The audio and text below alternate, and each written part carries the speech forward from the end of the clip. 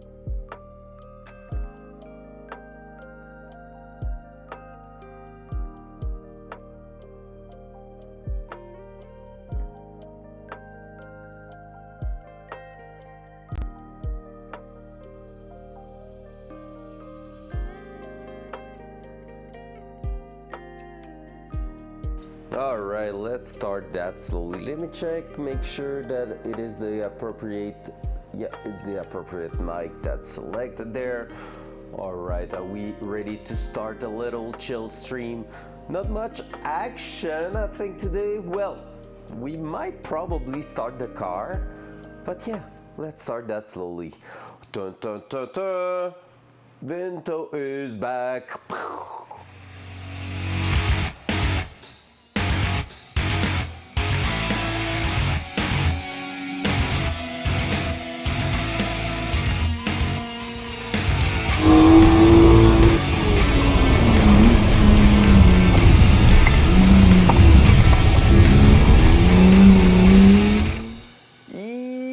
Yo, good and happy Monday, everyone. Let's go. How we doing, Big Dave? What? You never saw the intro before? Yeah. You never saw it before? That's since day one I started on the car. Yo, you want to see it back? It's all my own footage, by the way. It's before starting the Datsun stream, like the first few years of me thinking about doing like some content on Twitch.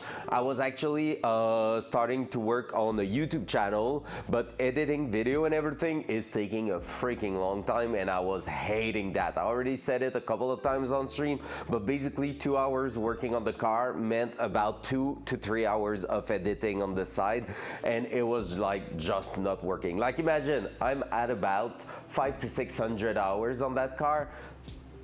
To do the videos and the content that I've done so far, I would have to edit everything, which will result in about a 1500 hours project to get all the way to the YouTube channel type of content, which is not impossible to do with the VODs at the minute. It won't be as high quality, but yeah, that's the thing. Let me show you again, and all you see in there are actual footage I filmed back in the days. I had for over an hour, 100 hours of rush footage from working on the BMW. When you see like the interior of an engine at the beginning and all that, that's the BMW engine I'm racing at the minute. Some Datsun stuff, some at the end driving with the BMW, with the Camaro I own also and all that. So yeah, there we go again. Just for you, sir. There's only that picture in the background. That's the engine from the Datsun at the beginning. BMW, BMW, BMW, BMW, BMW.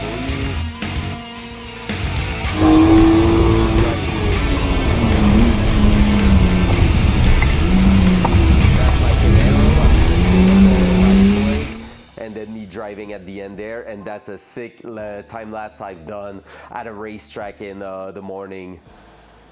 Yep, the red Camaro I'm drifting, that used to be my winter drift car actually, and it sucks. It was fun on the lake, but on the street it's freaking bad. I want to sell it. Morning, we're in the afternoon, girl. How we doing, Hawk?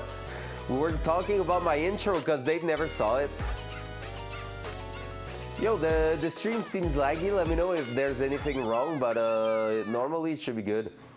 So yeah, so basically, like I was saying, a lot of things that I've done prior to the Datsun. That's why there's not a lot of Datsun in it, a lot of BMW and stuff. But okay, I will play it one more time and pay attention to the van we see in the first two shots, okay? Because that van, and I used to call it the pedo van.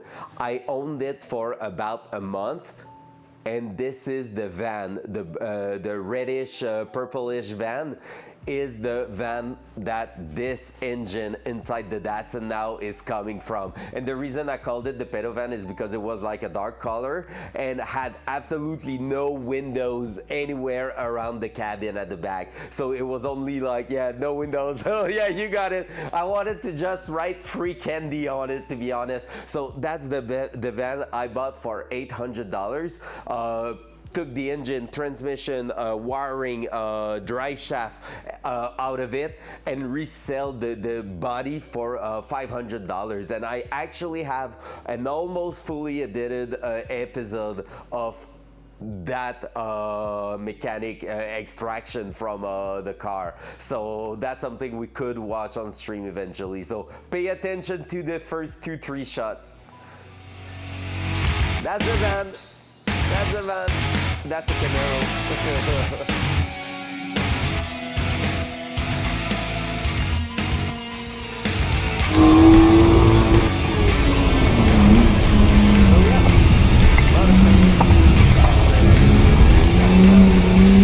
Actually, the car that's following me in that drifting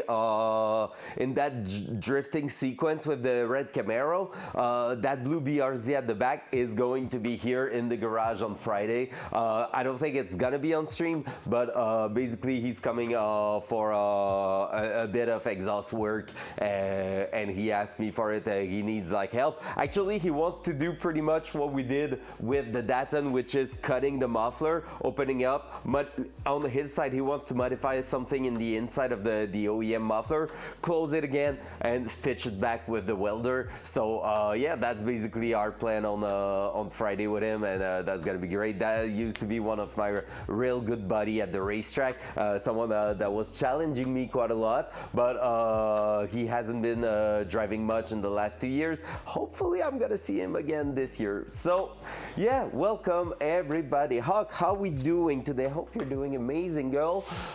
On my side, it's going pretty well.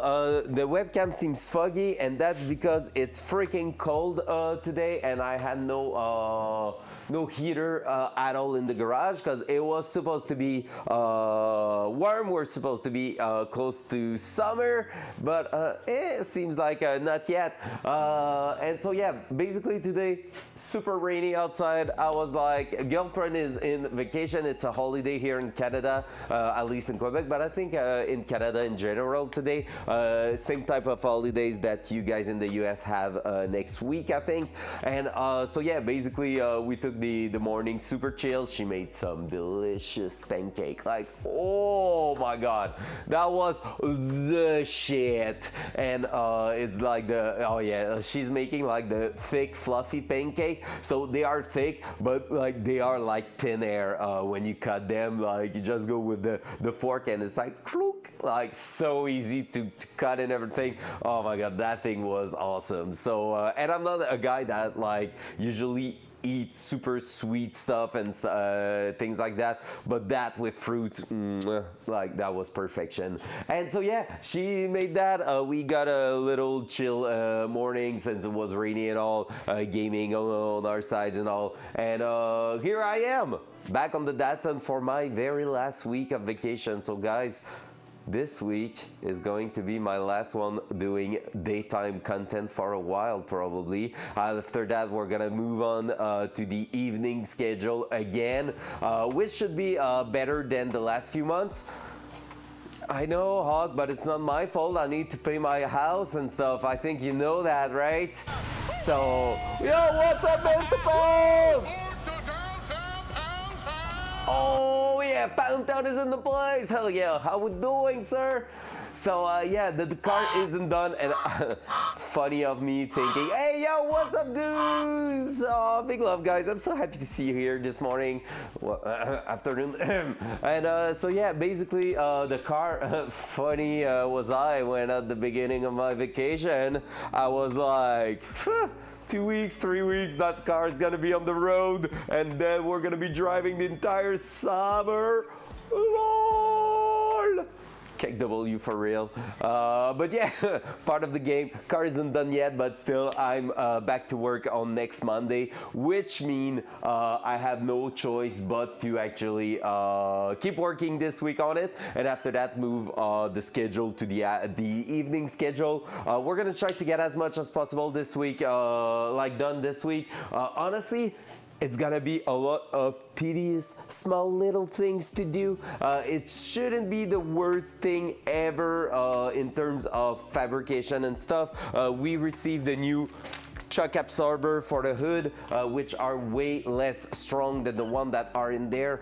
So we should finish that this week, and after that we're gonna be fiddling around. Today the plan is jump on the laptop, modify the map to include like a bunch of little feature in there, because I want to send that to the tuner, and the tuner will probably come back to me tomorrow or in 2 days, and what I ask him is what I want to ask him is like, hey, from that file, can you make like a base map, like based on all the data I sent you, so that you can maybe fix the idle issue. What I would love to have is a car that doesn't die every time it's idling, like okay, and then I press the throttle pedal and it goes wham, and when it comes down, it comes back down to the idle, blah, blah, blah, and die. So that's not what a car should be doing, and I would really love him to actually fix that in the first place. If he can do it remotely without saying, like testing the car itself,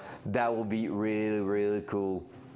And by the way, Goose is going real well. Last week, like I said, for working on the car during daytime and all that, but still doing really great. I do believe we can get quite far this week. So there's that, fixing the brake issues, fixing the gauge, and that's where we're gonna start at. What I wanna check is if I can get the signal to go through the gauge, because we have everything in there working except one parameter not showing properly, and that parameter is the intake pressure. So basically when the engine's running, the intake pressure should be like a negative value, which is a vacuum, so it's actually sucking air inside the engine.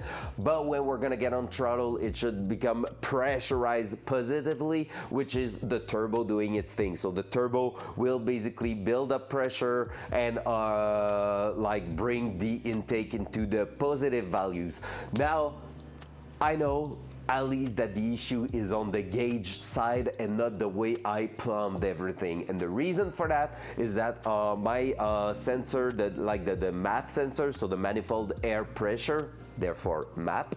The MAP sensor for the gauge is installed in the car kind of the way it should be installed, and what happened is that this one doesn't seem to send the actual value to the gauge, but on the ECU, which is like a T connector with that same module. So basically it goes from engine to a T connector. One side of the T is going to the ECU, the other side to the module sending the signal to the gauge. Well, all that isn't reading the same thing. So for the ECU, mucho bueno, nothing to say, everything's good. But for the module, it doesn't seem to pick up the good signal or whatever. So what we're gonna check today is, first of all, what is wrong with that module, because I feel like that module isn't actually sending the data properly to the gauge. So we might plug the gauge again into the laptop and just check and look around what's up with that, we're just gonna check if there's no update or something. But from there, we should be able to get eventually, hopefully, a measure. And at this point, I'm gonna be happy because all my gauges are gonna be working. Like everything else is just working fine. AFR and like all the different parameter on the different gauge, so water temp, oil pressure, oil temp, all that are working. So we really just need that little thing to work. That will be a first troubleshooting things done, and then after that, like I said, playing with the ECU, we're gonna be looking at what's up with the car. We're gonna see if we can make it idle a little bit better, add a few options, export that map so I can send it to the tuner. And finally, I want to start the car today. Yeah, I want to raise it on the hoist so that the wheels are not touching the ground at all. And what I want to do from there is actually start the car and maybe make the rear wheel spin a little bit, and then apply brake pressure and press the brake pedal a bunch of times and all that, so that we can see if we can manage to build pressure for the brakes, or if we're staying with like a really soft and not so good feeling pedal. If so, we're gonna start doing like some troubleshooting there too, trying to fix the actual brake pedal issue. Plus, on top of that, while the engine's gonna be running and we're gonna be doing that test, the reason I wanna lift it also in the air a tiny bit is to put the camera underneath and see if we can find, at least at the front, where the oil is dripping from the engine. At that point, if that works, that means we can actually figure out and start thinking about doing our actual fix on that. So, a lot of things, let's dive straight into it. So to start and to begin with, we're gonna go on this side, dual side. Hey, I didn't even tested that before the stream and it works, so that's awesome. I'm gonna go from the other side, grab the computer, bring it on the driver's side because we don't need it now. Well, not exactly now, so let's do that. Up, up, right on the seats, like that. Let's try not to put pressure anywhere on it, because we don't want to damage the seats. That will be bad. And so, Mademoiselle Faucon. I love the Mademoiselle Faucon, honestly. Like, I think I'm gonna start calling Hog that way, Goose. It's freaking awesome. By the way, I'm still a little bit sick, so sorry for the little sounds like that. You might hear quite a bunch of them. And guess who's sick now? My beautiful girlfriend. Wonder who gave that to her. Absolutely not me.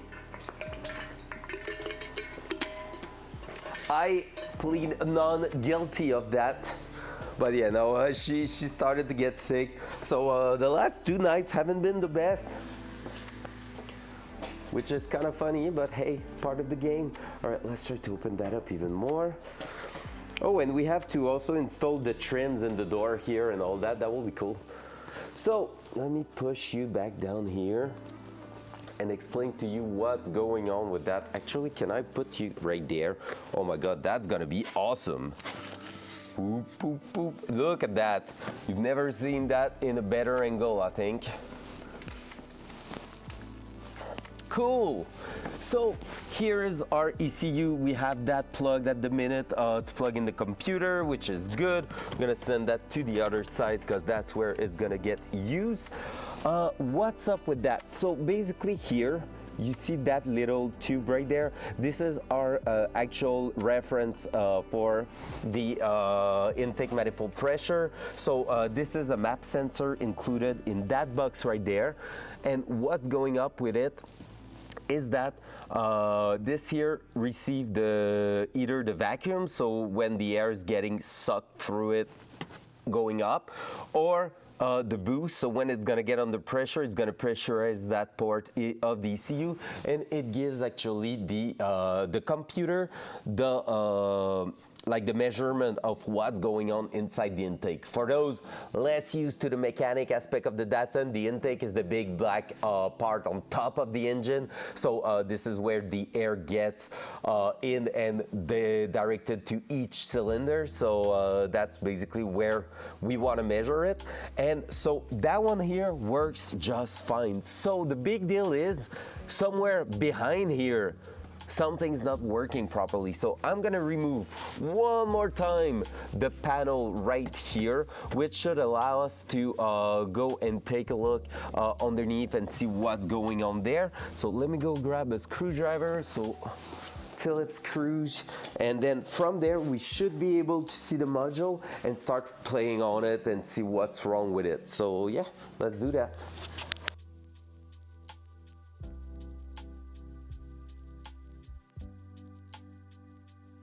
Also, lovely thing, I've done a bit of cleanup last week and it still shows. It's not big, it's not major, it's not like the cleanest garage, but damn, it's good to have a bit of clean places to walk. Just make the things a little bit more awesome to work in. So pretty happy with that, not gonna lie. Hop, hop, hop.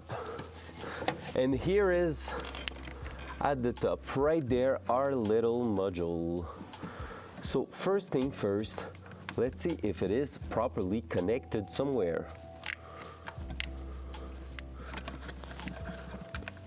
Because if it isn't, well, we don't need to look any further, right?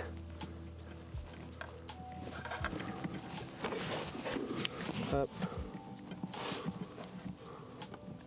And honestly, I don't see where. Oh yeah, it's going right there. So here is our cable for it. So technically speaking, this should be okay. However, what is my, so if you want to see it, let me try that. It's gonna be rough, but let me try it, okay? Selfie stick mode. So basically you can see the module right there. That's the one I'm looking at. So this is where the plug is going down here in a T connector and actually doing its thing. So from here, I can tell you that there's nothing crushing the tube. First thing to look at. The biggest reason I think this is where the problem happened is that technically speaking, we must use that in a flat mount, like a leveled mount position, and right now it's slightly tilted. So I think that could be one of the reasons why it's not super happy at the minute. So what I'm gonna do is go grab now a square screwdriver, because that's what it's mounted with, and we're gonna test if just modifying its position a little bit could fix our issue. That will be like the easiest fix ever, and I will be happy with that. Up, up. So let's just go there, and let's unscrew at least one screw on that side so we can actually try to level it up and see if it fixes our actual issue.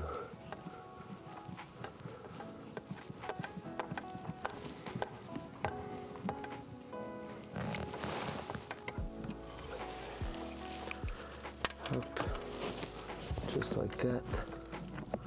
Then if I'm releasing slightly the other side there.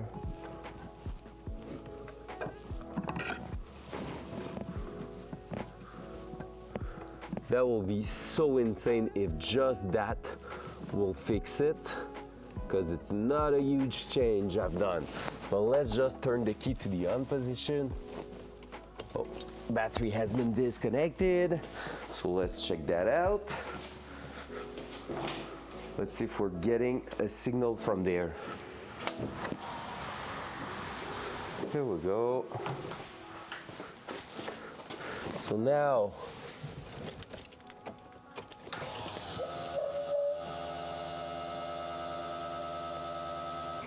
it's still not showing anything.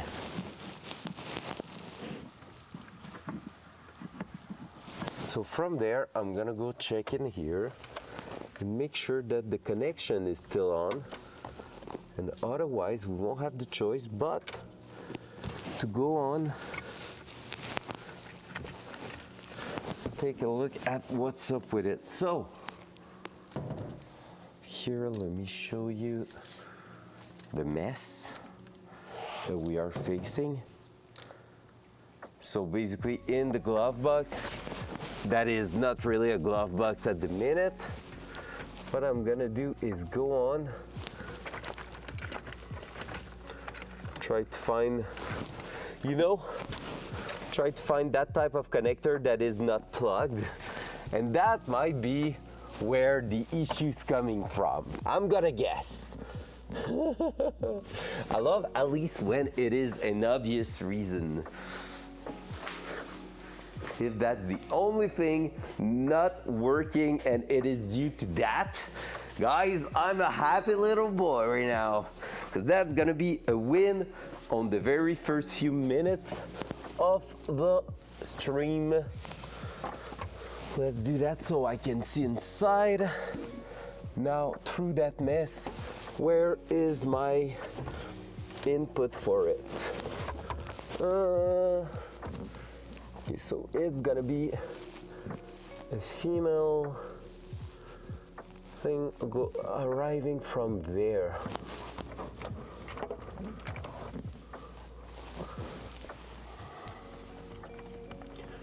That one here.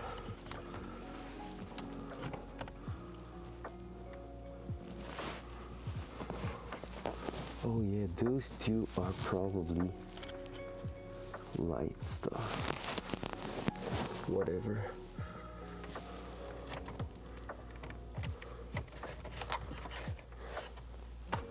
What I need to find is where the actual thing for that is arriving, and that might be a little bit confusing at first. Okay, right there is where I should find it, and there it is. That's the one. Yep. Okay, if I'm pushing that back here, we still all connected there. Yes, sir. Let me put that back on. Hey, 0 PSI instead of -28, so the sensor was just off. Awesome. The AFR is eating up. Good. First fix of the day. Now, second fix that we need to check on that is actually plugging in this here to know what's up with the actual, and we're gonna need to cut that. Maybe using a tie wrap isn't the best thing ever. But basically now what we wanna do is go on and check what's up with the RPM. So the RPM has multiple options on it for what type of pulse we're looking for. But also one thing I've noticed is that the RPM for the actual car isn't working at the minute. So like the tachometer isn't working. So I think either on the ECU or in there it is not sending the right signal through it. It's really hard to tell exactly what's up with it, but yeah, we're gonna try to fix that one way or the other. It's gonna be like rough to exactly tell what's going on, but at least I was receiving the RPM signal on the actual gauge, because it was changing depending on how I was like putting the throttle down and all that. So yeah, let's take a look at this. So there we go, there we go, there we go. First of all, a bit of water. Important to stay hydrated when you're sick. Hey yo, what's up, one swap? Hope we're doing good today. I hope we're doing good. What are we up to on your side? Anything special planned today? Let me open up the computer and then we're gonna go and grab the adapter for that. Hopla, hopla, up there.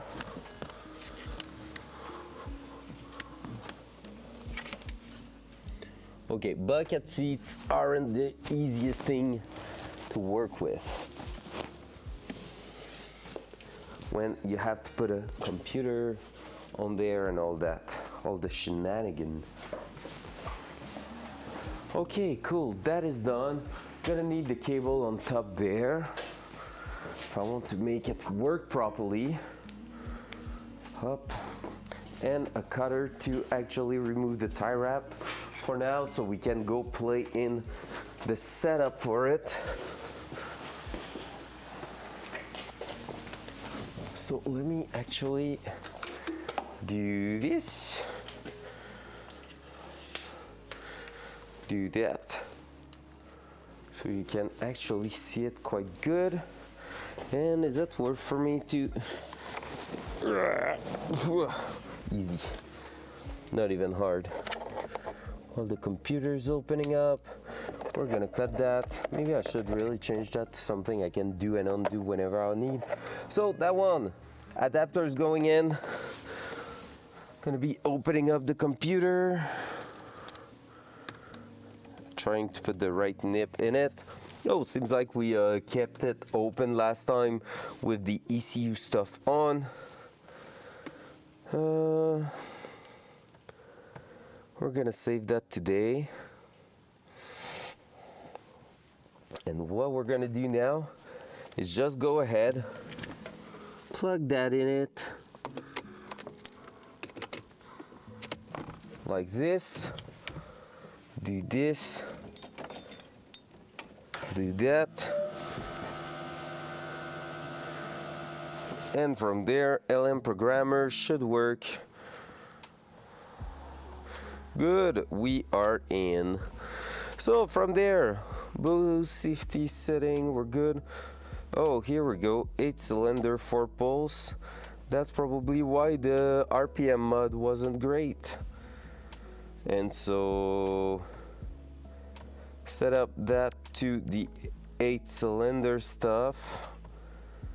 The scale, I'm not sure which one I should put. Oh yeah, it's just how high it can go, 10,000 RPM. We shouldn't reach that. So yeah, there we go. So basically, I just went on and set up that to the 8-cylinder 4 pulses type of things, and that should pretty much solve our issue for now. And I think while I'm in here, actually, let me set it to 6,000 RPM. I think that that shouldn't be different.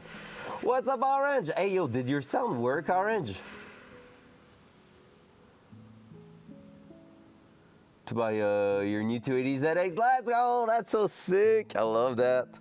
I love that. Oh, there we go. Oh, it's with the resub, it didn't work. Why the resub didn't come through? I missed it, what?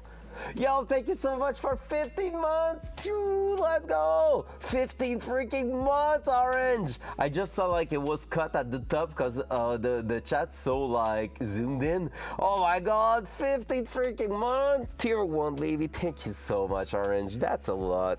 That's a lot, man. What a way to kick the Monday. I love that. I love that. All right, everyone. Everyone should be like Orange, just saying. Everyone should be doing just like Orange and resubbing on this beautiful Monday. Oh, and that means Orange on Friday, remind me, you're gonna have a free, lovely random news from that one. Let's go. Thank you so much, man. Appreciate that. That's so cool. And there we go, 6,000 RPM should be good.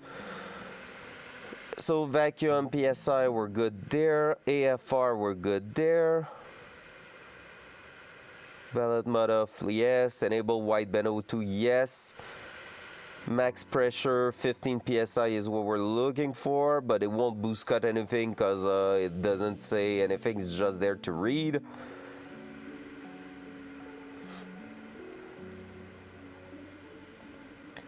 All right, let's go. So we can close that. There we go. That's another nice thing done.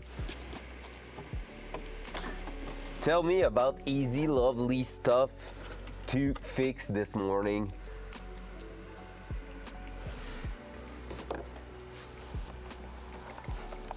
Oh, let's go. Love that, Mr. Pound. I love that. Have a wonderful lunch break, man. Take a beer with it for me. Hey. Oh, guys, you're the second one talking about pizza this morning, and not gonna lie, it starts to grow on me. But tonight, I'm gonna be making one of the most beautiful yet quite spicy plate I've ever done. Not the spiciest, but like for Flo, it's quite spicy actually. Basically, it is some udon noodles with gochujang and kimchi sauce in it, and all that topped with a bunch of bacon and onion, and on top of that, a fried egg, like a whole egg fried in panko. So that, like, it's making a crispy outside to the egg, but the inside is still quite soft and everything. It is so freaking insane. Like, that recipe is something else. But yeah, in terms of spiciness, it's pretty much up to the limit of what Flo can handle. But yeah, no, alleged, like, it's a freaking nice one. I'll take a picture. So if you haven't seen, in the last few days, I've been like cooking quite a bunch. In Hog's Discord, you can actually see the muffins I've done for Flo yesterday, because it was part of the deal of me playing one more raid. That was basically one of my highlight of yesterday, Hawk, because like you've just been making the best deal ever for Flo. She was ready to let me play one more against some muffins during the day, like in trade of some muffins, and you said muffins plus 100 views, and she was like, the fuck? Heck yeah! All right, let's go, Into, let's go play one more. All right, come on, I need those. And like, she whooshed me away in Tarkov. Like, there's worse than that.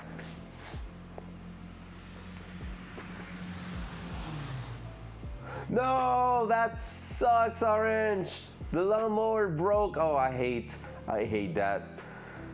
What happened? Needs a new pulley. Oh my god. You know what? I traded my old well, not traded, but like I ditched my old lawnmower exactly because of that. Like, is that like a hand lawnmower, or is that a tractor? Mine was a tractor, and it was the one from my parents. And actually, I bought a new one that I really love. Let me try to find it. I have a clip, and I saw that clip yesterday during Hog Stream when we were searching for another one. So let me show you that. If I can access my clips, it's too laggy, never mind. It's too laggy for some reason. That computer, I think, is now too dusty.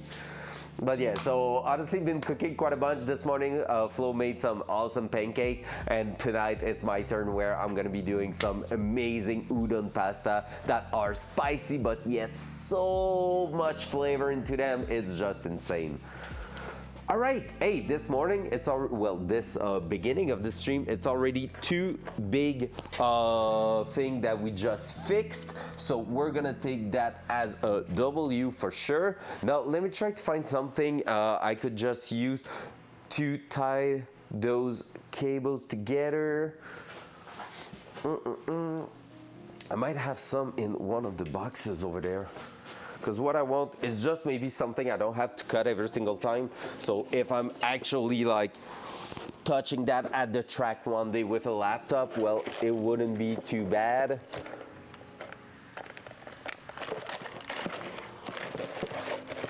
Nothing here. Maybe in there. Are you attached? Oh yeah, exactly what I need there.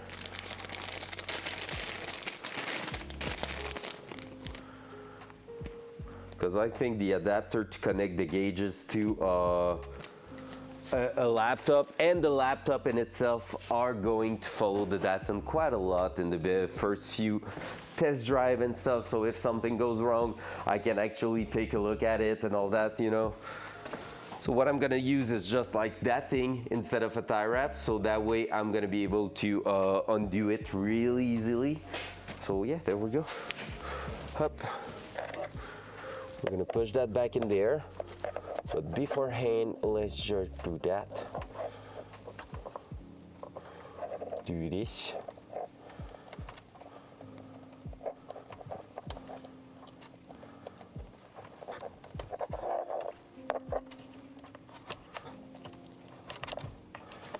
Do that.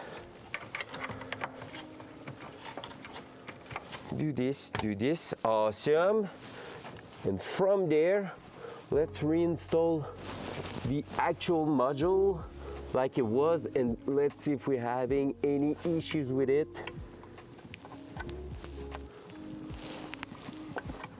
But the fact the plug was undone was probably the thing.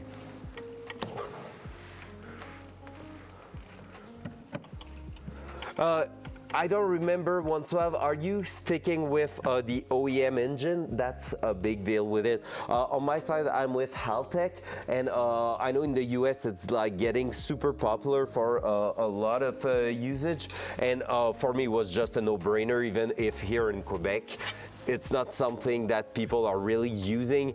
It was an absolute no-brainer, to be honest. Like, the quality of the product for the price was just insanely good.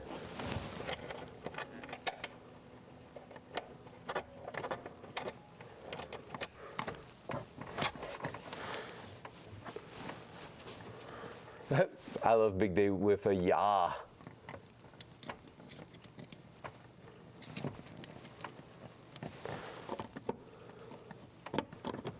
Imagine it's at this point I realize that Big Dave is also 112. Oh, the plot twist will be so insane. And Big Dave owns multiple Datsuns and all. There's a friend of mine, well, some of you know him quite well, Micah. He sent me a Datsun pickup truck this morning, a 620 like Jonesy owns. It's a like non-running project at the minute, but it's only $1,500 and it's actually in decent shape. Like, I would own that any single day, honestly. It looks so freaking good. Where are you going, sir?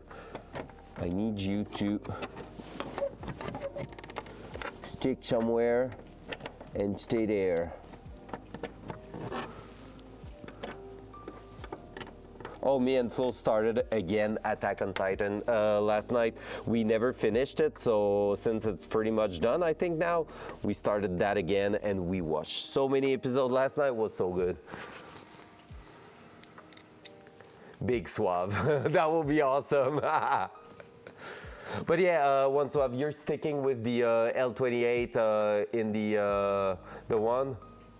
Yeah, it's really good. We were like, in book, I was farther away than Flo was in the episodes. She never took the time to read all of the book and everything. I haven't read all of them, but like, we won't chat about any spoilers, okay? Just in case she's in here. But like, I was quite far.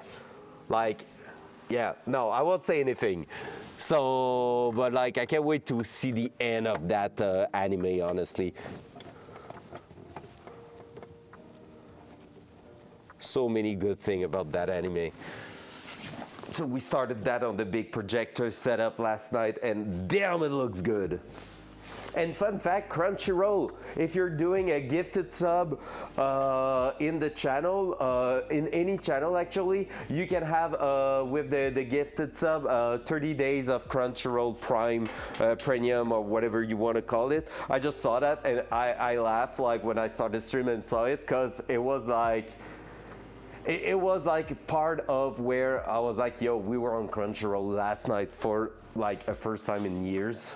So that was pretty cool. Okay, I missed a bunch of things. What ECU? Okay, so yeah, 112. I want to know what engine you're gonna keep going. Well, Dux, welcome in. You just finished it? Let's go. That's awesome. Yeah, it's a masterpiece, and like since the beginning and up to where I was, it was so freaking good. Like I've read the book, I've watched like the first two seasons with Flo in anime, but years ago, and we waited for it to be done, and it's been done for a while, I think. And so yeah, we're gonna probably speed through the entire thing in a week or two, just because when we start, like it's just next, next, next, next, next, next, next, next. Like yesterday, we watched the first half season, like the first 12 episodes in during the evening, and like that was after dinner. So we basically speed through that. It was pretty cool. L2880, I plan to do stages of upgrade exhaust suspension, brakes, wheel intake, exhaust ECU, then turbo upgrade way later down the line. Okay, that's real cool. Okay, that's a solid project, and that's what I had in mind, that you were sticking with the L28. Mega Squirt is probably a real good option for it. Otherwise, I don't know how. Like depending on your skills, there is one. Oh man, I forgot the name of it. I will need to check again. It's an open source. It's the open source version kind of the Mega Squirt, which is like a third of the price because it comes in a 3D printed case, like housing, instead of being like in a full metal bend and molded like housing. And so yeah, the case for the ECU feels like cheaper, but it is a real good one that will allow you to do pretty much whatever you want with it. But the Mega Squirt is actually a real decent one. It's a good unit for that. Also that you're gonna have to work with the distributor signal and stuff like that. So yeah, Mega Squirt is actually a real nice one, because otherwise in the Haltech world, I think you will have to go with the Haltech 750 or the 1000 series, and at this point, like, the price is gonna go up quite a lot. On my side, I went with Haltech because basically Haltech was the best of both worlds. At first, I was planning to keep the OEM ECU from the engine and do the HP tuner flash on it, and with the software actually be able to tune it myself, like part at the shop. What's up, Olico? And so that was a big plan, and from there, like I was supposed to do that, but the HP tuner, like just the HP tuner license was like $900, and I wanted to do some new wiring on the engine too. So the painless wiring loom for the engine was another like $700 or $600, something like that. So at this point, oh yeah, because you're on the holiday too, Canada holiday today, hell yeah. And so basically at this point, I was looking at it and I was like, man, am I really putting $1,500 in two different products that actually got some limitation, because I'm still stuck with the OEM ECU? And then Haltech released the pre-order for that one there. 30 minutes after they released it, I click on the buy button, because for $1,500 I had the Haltech ECU with a bunch of functionality that are awesome, with also a wiring loom. And in the same price range was the Holy Terminator. That was my second option after a bunch of research, but that one is like 10 years old, with a bunch of limitation with the new hardware and new stuff you can have, while this one was just an awesome unit. And like I already said, I think last time we talked about it, that ECU here has no fuse, no relays to make the engine work. Everything is internal with solid state relay, which means like you plug the power and you see at the minute right now, you can see the big red wire, a little bit less the big black wire, but it's basically two terminal on top of the ECU. You power it straight from the battery onto that, no fuse, no nothing needed, and basically it's up and running and will distribute the power to the entire wiring loom and all. So it's a really capable unit. It's a freaking amazing product. I've been really happy with it so far, like nothing to complain about, and I am not sponsored.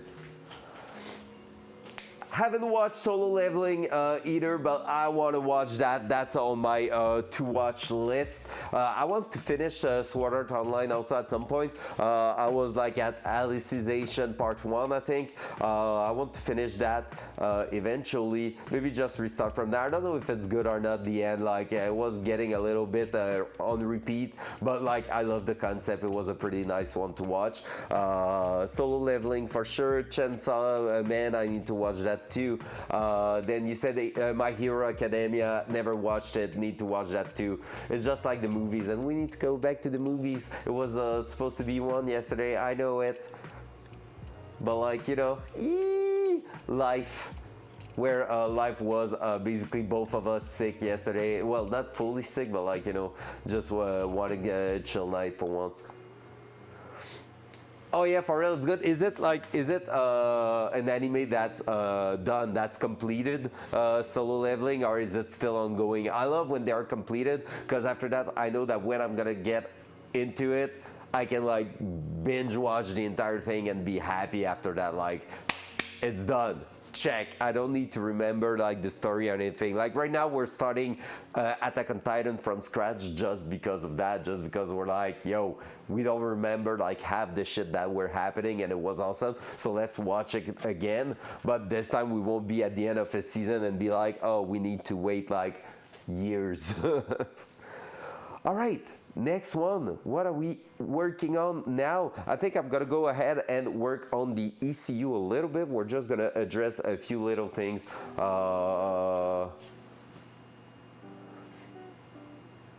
So I'm gonna be watching probably Solo Leveling after Attack on Titan. And right now we're gonna go and dive into the ECU land just to work on it a little bit. I don't want to do too many crazy things. It's really about sending myself the setup pretty much. Oh, I can't.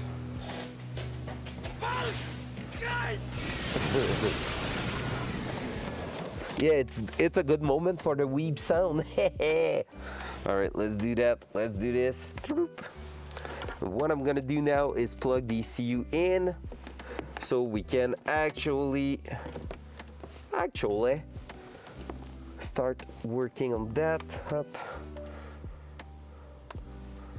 Il est temps de redémarrer. Yeah, fuck off with your reboot, man.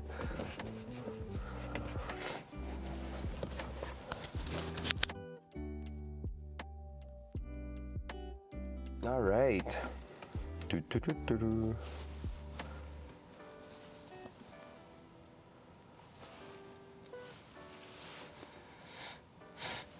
All right, let's go check if we had error. No warning. Whoops, we don't need the help. So everything was great. We got absolutely, and I will try to bring you even closer to me there. So basically, that setup here, and OneSwap, I think you're gonna like that. That's the software for the ECU. What's quite cool here is that we have all the signal here, errors, the DTC if it's from the engine and sensors, and all the warnings. And last time that we started the car, we got absolutely nothing in there. So that means, technically speaking, everything is real great at the minute. What we're gonna be doing now, we're gonna go ahead and we're gonna start working on the different function that we wanna add just to make sure everything's great there, which also include the tachometer here. Pulse per cycle should be 4. I'm guessing, wait, because the pulse per cycle, the number of tacho pulses to the output for the full engine cycle. Typical value is the number of cylinder. Oh, okay, so let's put 8. Tacho needle RPM is 7K, so that's good here. Now, that one, we were not really seeing it, so we're gonna have to take a look at it eventually. Honestly, guys, I know what I said. I said that I want that cluster right there to stay the OEM one, but part of me is looking at it and really thinking about like LCD display in there. that will be super futuristic and all, just because we can with that. I could be inputting everything in here and actually pushing the data through that and do a display of my own right there, and get that to work the best way possible. And yeah, part of me is really thinking about it, but it's so pricey. It's almost $2,000 for the display in the dashboard. But it's a one-time deal, I guess. Like, you pay it and then you don't think about it anymore. So yeah. All right, what I want to check right now is engine configuration, fuel system. Click on the fuel system here, and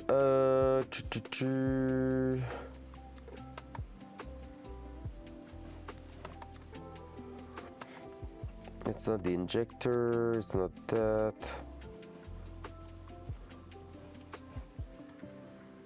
Okay, it wasn't there. Let me double check. So if I click here, I have absolutely everything. Whoops.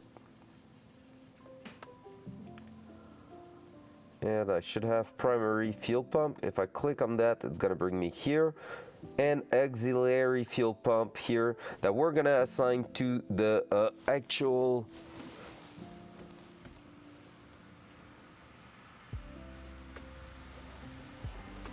fuel pump here. And what I want to do is assign that one, the auxiliary one here. So that's our actual thing. We're gonna set it a little bit the same way as the other one, but active state 25 amp, because it is a 25 amp things. Soft start current 25 amp 0.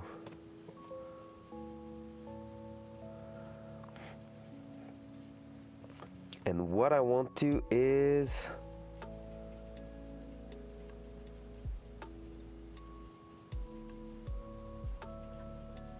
digital switched output, yes. Can I assign a condition on it so it doesn't start right away? We're gonna try something right now. CFT's guild is calling later, y'all. Hey, yo, have a good one, man. CFT's is a banger. Okay, let me check. I should have 2 pumps starting now.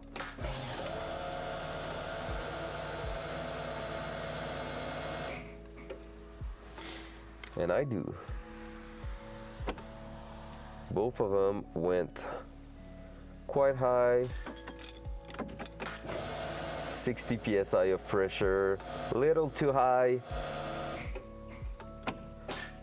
And I don't want to be running both of them. So now we need to figure out how to duty cycle, maybe.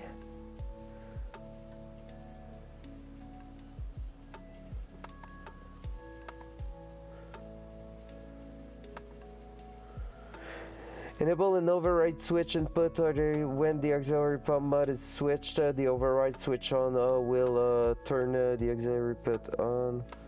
If I'm clicking that. Conditional.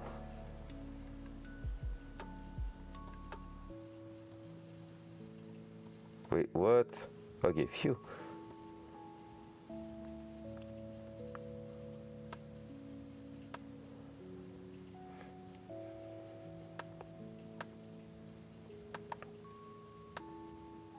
Can I click one?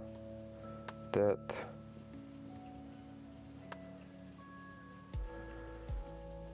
Boost control actual pressure.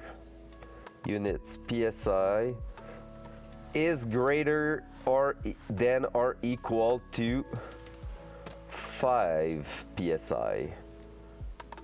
Okay.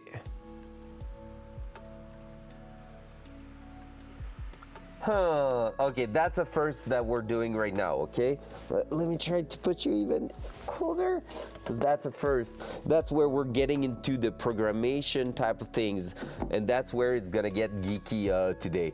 So basically what I'm saying right here is that I have this here, and basically I have my wire assigned to the actual fuel pump. And what I'm looking for is to put a condition where that condition here, but it's called an override, so we need to make sure if it is working or not.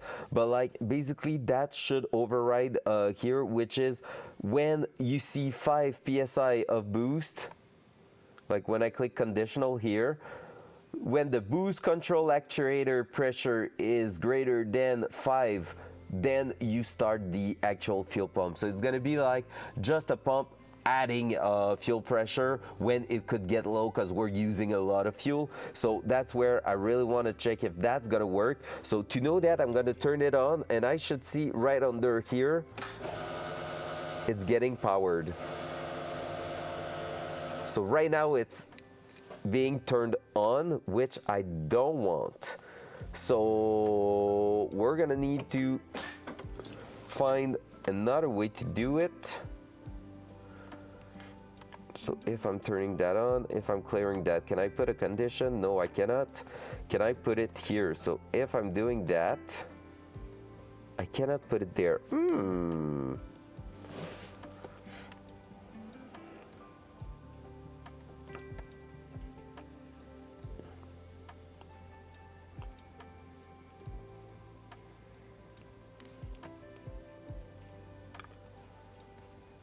All right, so that we're gonna have to take a look what's up with it,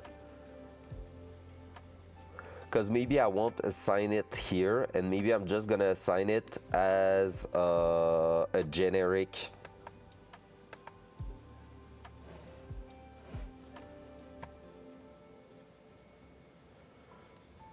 Okay, yeah, so I have that here, generic condition 1,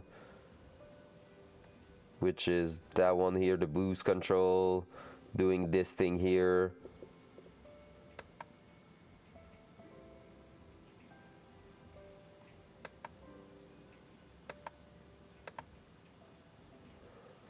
Can that work? No. Conditions only, that works. Now if I'm going back to the fuel pump, still need to assign that to make it work, technically speaking, so I need to put it conditional, but yeah, that's not the way to do it, I think. That's actually interesting, guys. We're gonna have to take a look at how to do that. So for now, we're just gonna deactivate it, so we have a fuel pump that won't be useful at all at the minute. So we're gonna clear that. That one we can leave it like that, I guess. So that was one thing I wanted to check, but yeah, I think it's gonna be harder. Let me pop chat, by the way. People are busy this afternoon. Everyone's quite quiet.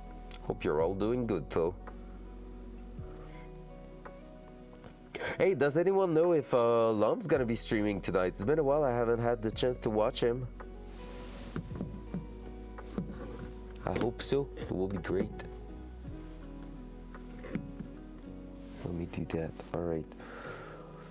So,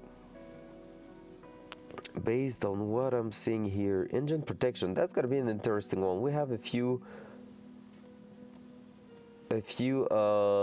paths of engine protection. We're gonna hope our actual tuner will add some if necessary. What I wanted to check is in the connection here. Can I keep the CAN bus there? Then the generics here.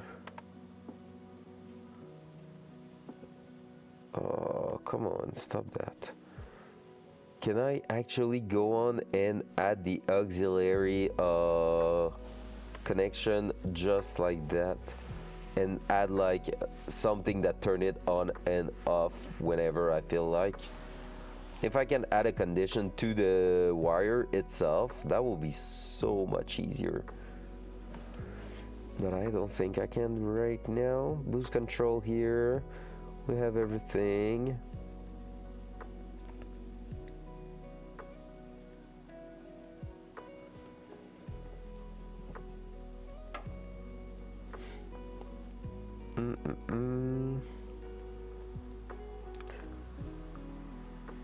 That's where I want to check what I can do. Enable spool assist.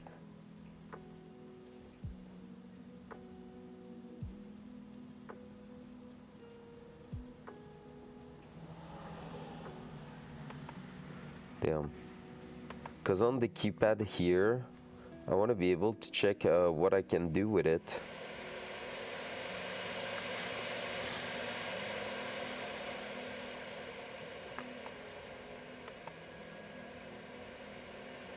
Oh, okay, I need to connect it probably.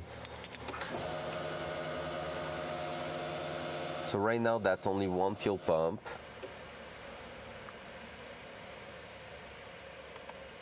Now with that being done, okay, no, I'm okay with that. I want to check if I can actually go ahead and start working on it.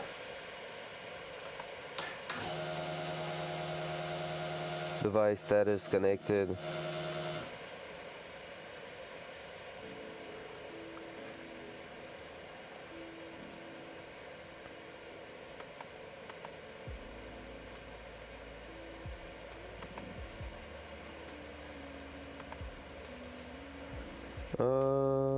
Okay.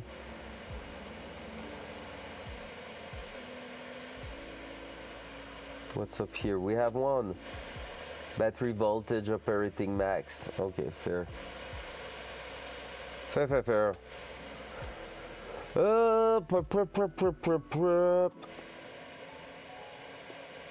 I'm kind of lost in the software, not gonna lie.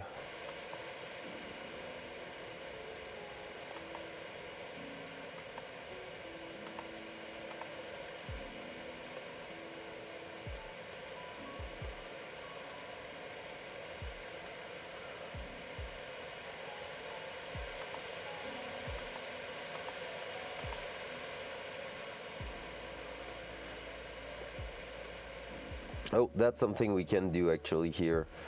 Let's go on internet. We can set up the gearing for our transmission. Well, T56 Magnum F gear.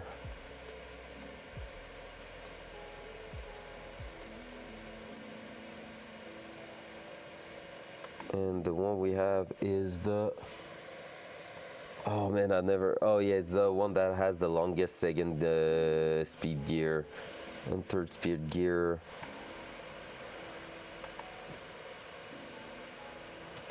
Ratio.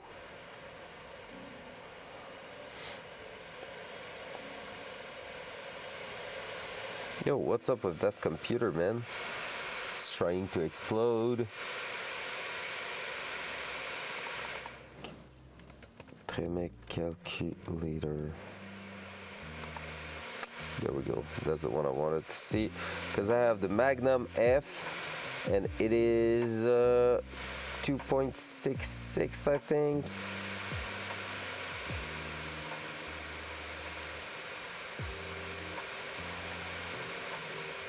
So if I'm saying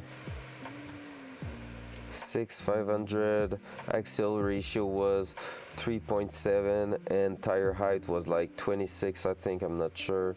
Calculate speed. So that one's giving that, so 76 in second gear, and the other one here, yeah, okay, so it is definitely that one here, so the 297, the 263, 266 to 0.63, so less of an ideal top speed, but quite a good thing here. So from there, if I can go like that, now I know all my gear ratio. All right, the software isn't happy when you're changing its way to behave there. But there we go. No. No.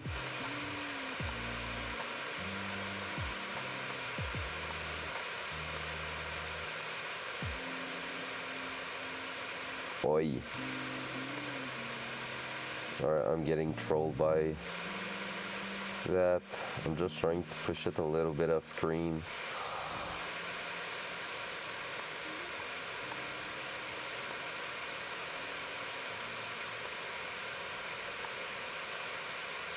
Okay, there we go.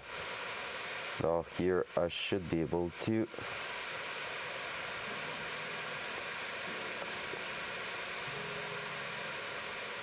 go like that, like this. 2.66.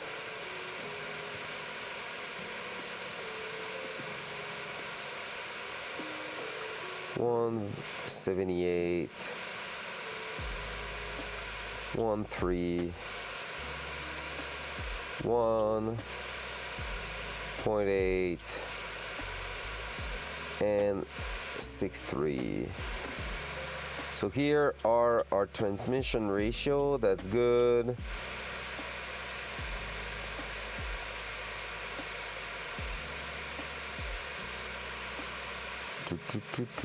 That's cool.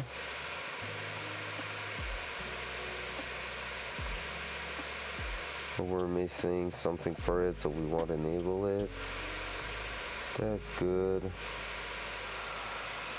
Let's reopen that. What we're gonna do now is do a save as of what we're up to right now. Latest one.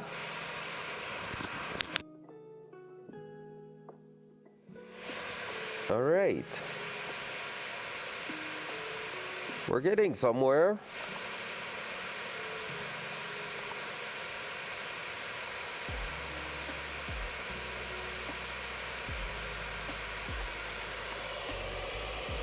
The computer is really not happy right now, and I don't know why. I'll try to put more air.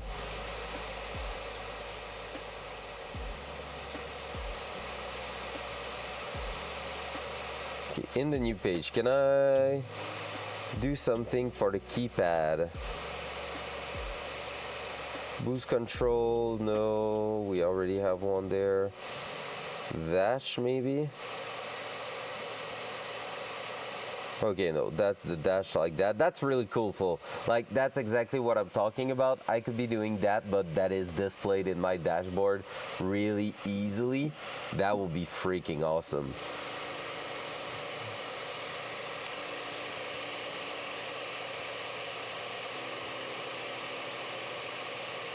Well, what I'm looking for right now is if I can make something to go and work with our remove page. I don't need that one. Yep.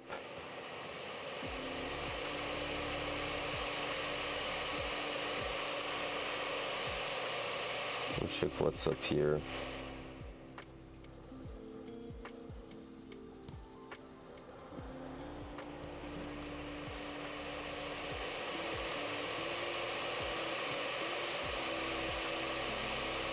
What do you mean you refuse the access? I'm your boss.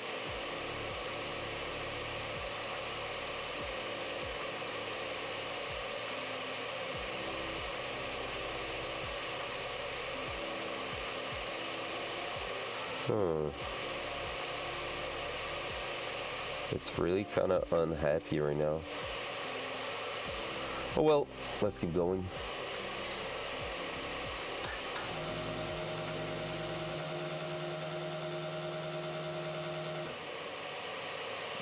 There we go. So everything's good otherwise.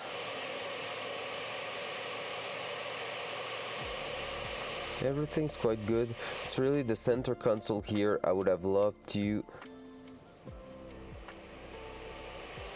be able to work on it. I'm gonna have to check for that. Otherwise, I don't think we're missing much things to do. I can always ask the guy for that, or take a look later on. Engine control relay, turbo timer, we don't have that.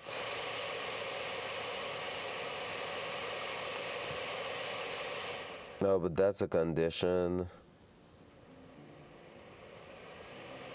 Depending on the coolant temperature, it will keep the engine running based on that. Engine running time 60 seconds to 300 seconds.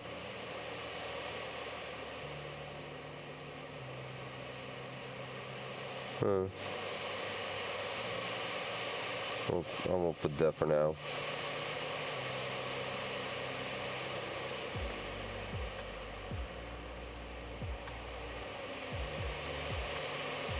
All right, I think I have pretty much what I want there. So let me close, wait, cancel. I'm gonna save it again. Save as, save. We're gonna close that. I'm gonna do this. I'm gonna close that. All right. Front cam. Front cam. There we go. Let me just send that to myself on Facebook. That way I'll be able to go ahead and check for that and send that to my tuner so we keep the inputs and everything there.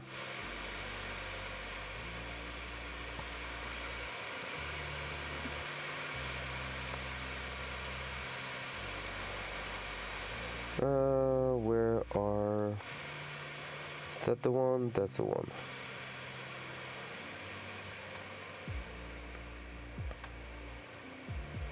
Where's the latest modified? That's from today. Here, here, myself. And from there, I should be able to do just this. Up. There we go. Awesome.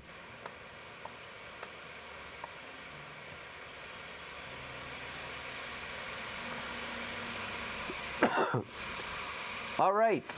Let me get out of the car. Well, yeah. We're gonna get out and we're gonna start troubleshooting the brakes and the oil leak on the car. Like I said, it's a super chill stream today, so sorry if it's not the craziest fabrication stuff or whatever. We're really just trying to get a few things moving forward and make sure that we have what it takes to actually plug everything the way we want it to be. Let me go check in here. Cruise control, I just want to check something up there. Cruise control function, the wiring, assign, and that I should be able to, yeah, push that right there. So which one is that one? Enable, disable should be that one here. Set coast right there. Resume acceleration. Dual side. All right, so I'm working again. Right now I'm assigning the first keypad stuff. So that one here, resume assign, I'm gonna put it at the bottom right. And assign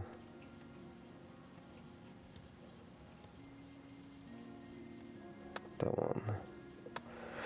Boom, so right now I just assigned those 4 buttons for, like you can see it a little bit here, but those 4 buttons here are now the cruise control, because we have pretty much everything in the car ready for that option to be on. So we can do that, and we can save that. I'm gonna have to change my actual thing then. And now if I'm doing that, those one, are they different now? They are not, but if I'm doing that,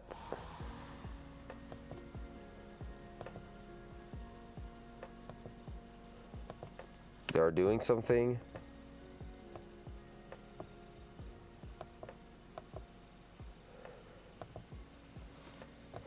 that one's going on. That one's not doing anything. The cancel, I see it also work. So I see at least something changing in here, so that's pretty good. We're getting somewhere with that. That's cool.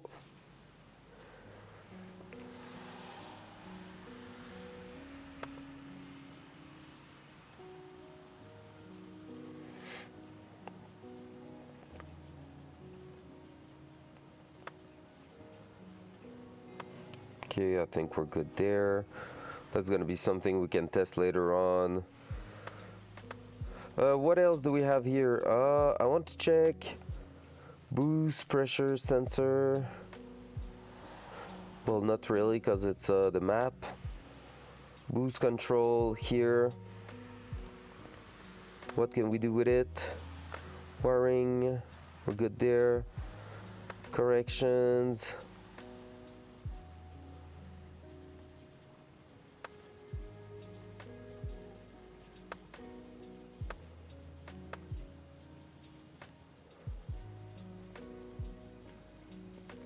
Right now it's aiming at 7 psi, which is good because it is the base spring pressure.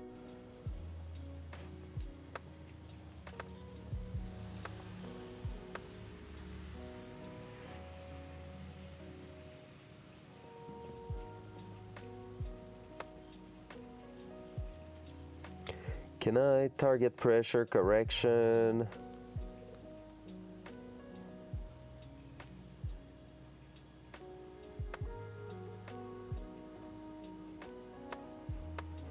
Can I do something out of it?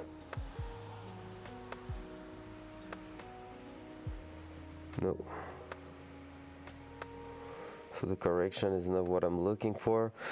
Oh, I'm gonna need to find how to have the page up, page down button or change the map there. That's gonna be interesting. I don't know at all what to do with it. How to add like conditions like that.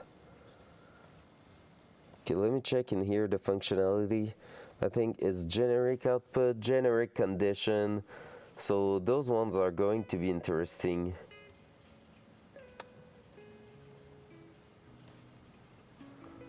Like if I'm doing that and clicking on it, select channel name, so I can go there. Oh, so I can put it, okay, I can put it probably.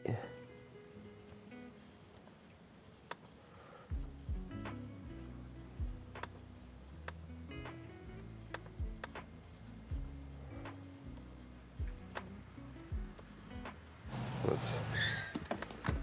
Yo, what's up, Grabby? Come on. No way this is the shrimp. Wow, it is. Wow. How we doing? Oh yeah, keypad button, one state. Oh, okay, I see how it is. Oh my god, I'm getting into programmation type of shit. Because right now, this here is basically like I could put a generic condition in the ECU where it says, okay, when this is equal to that, change like that thing, and that could be actually quite interesting. Condition and switch. I'm not sure. I'm gonna have to figure that out. I need to watch a course of that. All right, we're closing that one for now. Click. We don't need it. Click. And we're gonna close the other one also because we don't need any condition right now. Click. Reset that. Save that. All right, so from there, because I could put like the secondary fuel pump as if you see the fuel pressure going down by this much, you turn on, but I'm just not sure how to not make it turn on spot. So we're gonna have to take a look at that. For now, I think we're pretty good there. I'm gonna save another time that one and send it to myself. Front cam. Front, okay. How we doing, Grabby, today? We're on the chill stream right now. where I'm just geeking out. But we're about to maybe start the car in not too long. I want to take a closer look to the brake system, see if something's wrong with it and all that. So we're gonna be yeah, working our way there.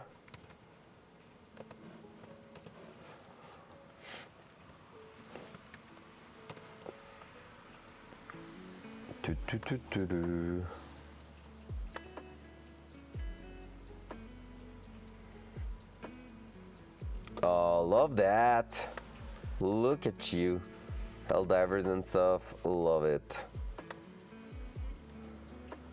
You know, on my side, I went live a little bit later than expected, but at the same time, I just chilled this morning with the girlfriend because she's on a holiday today, Canadian holiday, so that's pretty cool. And so basically, we just took some chill time, and here I am now, trying to do some troubleshooting. We already fixed one issue with the car, which was amazing.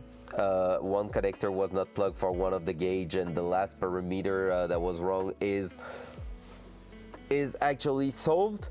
And now I just check a little bit in the car. I'm gonna be maybe playing again with the idle stuff and all. We'll see. So yeah. Oh yeah, holiday. We love that. What I'm curious about is that next week I'm supposed to get back to work on Monday. And technically speaking, I think in the US it is a holiday, so maybe half of the buses won't be there. Lol.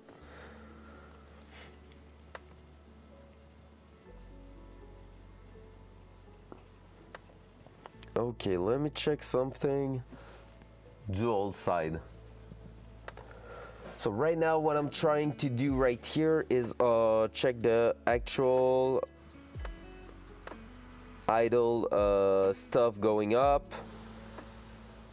So right now I really think the idle control, the only thing wrong with it was basically our different portion here, that we put that to 100% last time, but I think that might be something here. This will limit the idle control output to be no higher than this amount, 0 to 100. I think that one here shouldn't go all the way up. It should probably stay at around 40%. Then here, the amount of drive-by-wire throttle position that will be considered 100% idle output. Typically 10 to 20, but up to 30 can be selected. So let's put it at 20.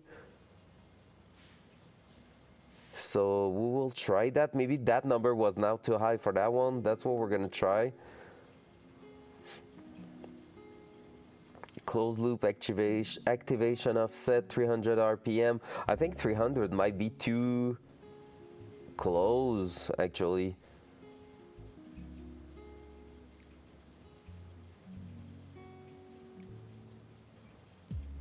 Okay, yeah, so throttle follower dash spot enables throttle follower functionality. I have no clue what that is, but hey, let's keep that this way. Okay, maybe we're gonna prepare the car and get ready to start it. So the plan will be setting up the car in the air, set up the cam underneath so we can see on the front cover where the oil leak is coming from, so we can take a look at that. In the meantime, I will start the car and try to like get pressure on the brake pedal. If it's not working, maybe we're gonna have to rebleed the master cylinder and stuff like that, or check our actual setup for that, because it feels that something's wrong. But yeah, we're gonna do all that all together and see what's up with it. Front cam. What are we up to with that sound right now on the cow? What are we up to? Up. Let me I put like back my turtles. shoes. Oh, what up, turtle? How we doing, sir? How we doing? Hopla. I saw you were playing with Kratos and a bunch of people in Discord, in TFG's Discord this morning. Hope the raids were good. haven't been really playing this morning, so I wasn't even tempted to jump in, to be honest. Man, I will put some heater in here. Well, no, the engine will actually heat up pretty well the garage. So let's do that. Right now, yeah, get test drive part 1 done, 3 out of 5. Nice, let's go. Awesome, man. Awesome. Yeah, on my side, I'm trying to work on the hunting trip, which is quite of the pain of my existence right now. Almost got it done. I played one raid before going live, and basically got it almost done. The player stole my kill like by probably 10 seconds, to be honest. Well, not really, because I haven't properly seen Sturman, but yeah, I'm working on that, trying to get something done out of it, and it's quite rough. All right, let's bring the car up in the air. I love that, holy cow. Yeah, I mean, I should be around, like I said, for the CADL MCO invite event. All right, so I don't want to bring the car too high in the air, just in case it wobbles too much with the engine actually working and all. So just in case something will happen, you know, I want to prevent that from being too nasty. Also, I kind of need to be able to jump in, so you know, there's that too. So we're gonna go ahead. What we're gonna try to do, and I really say try because it feels like it won't be easy at all. Can I? Does that bring you down? Not really, right? Okay, I won't have the choice but to go higher than that.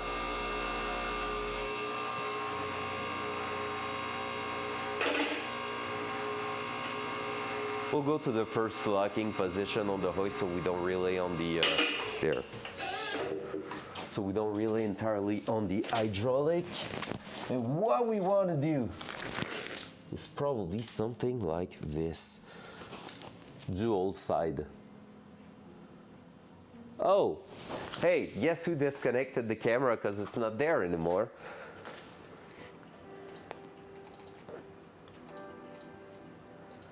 That's more like it. Wow, beautiful. But that's not really what I want to see. What I want to see is that there. So, that will be a pretty good place to set up the camera.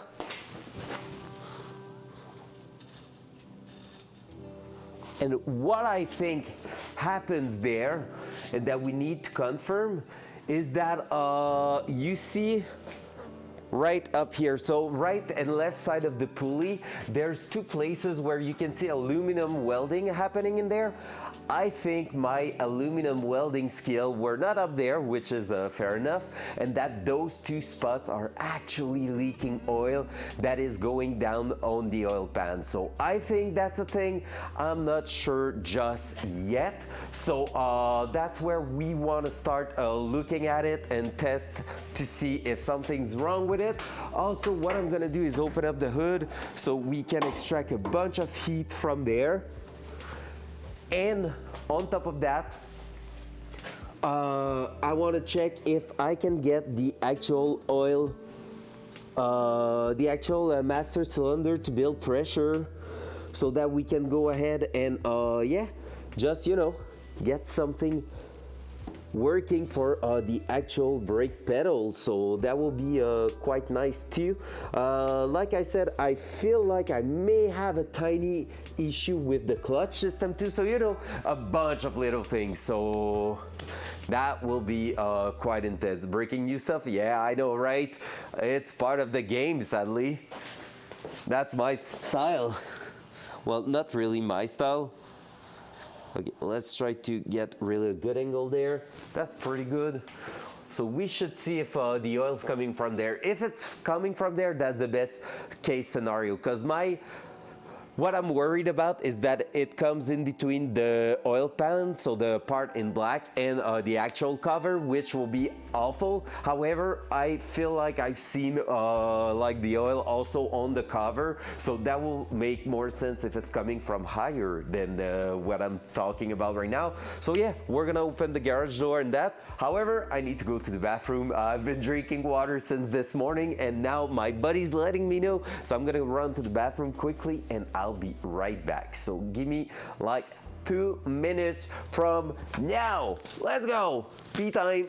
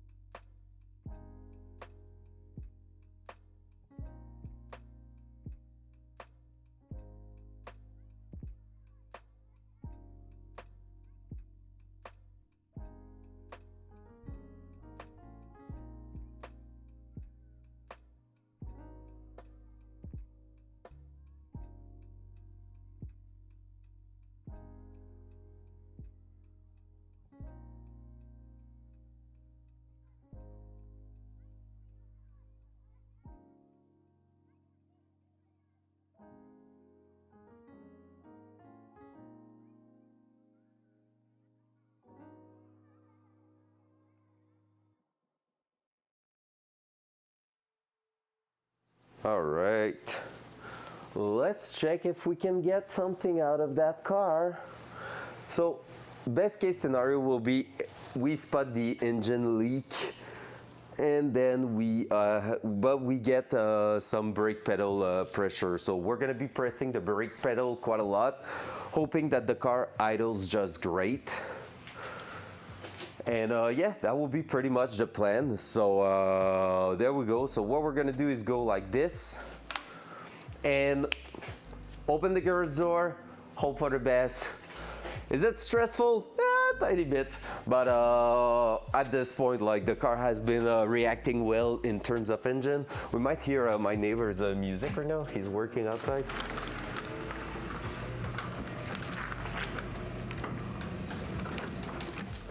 Let's do that like this. And what I'm gonna do from here, back online after an unplanned maintenance. Yeah, let's go. You have internet again. That's pretty cool. Let's open up the box fan. Just like the little fan here, just in case. That one, where could I plug it? Because I'm not having long enough, I guess, to go there. I just want to make sure I don't get too much fume in here. Let me bring an extension out of there. No, my helmet.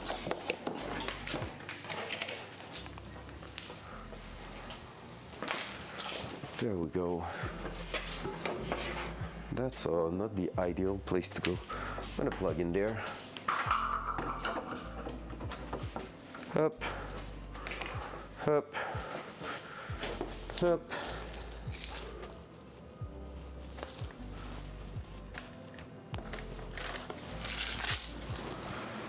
All right. Well, are we ready to start that, guys? Let's just check if we can fix something out of it, or at least identify any issues. Dude, stop trying to do that. Let's go with this.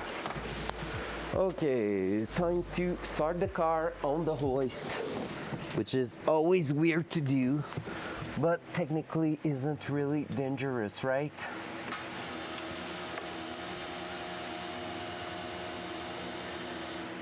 Fuel pressure is good. So the idle isn't fixed just yet. Let's go do that. Page up. Almost.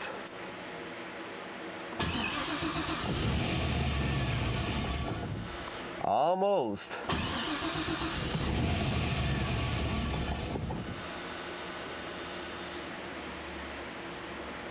Oh, I think it's maybe because, let's wait a second.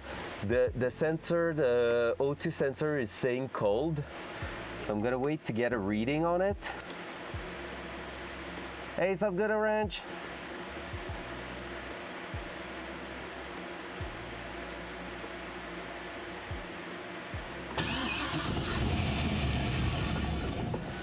It's trying. Okay, let me go up to back to 20%. Better.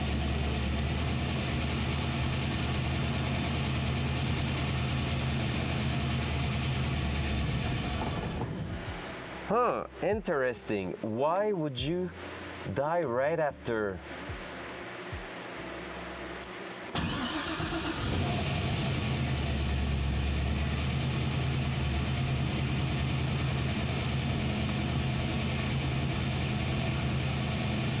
I'm not touching anything right now.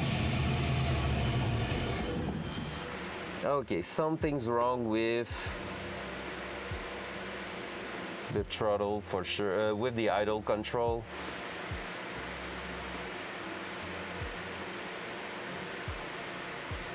Target RPM. We are in between here.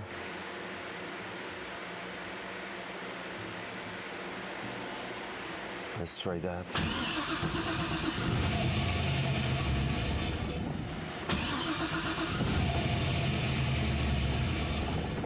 Nope.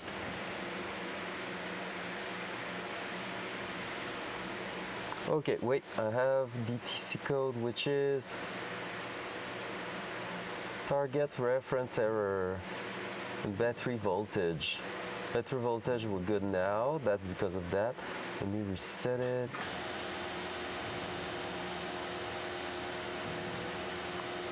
Trigger reference error. Oh. Wait.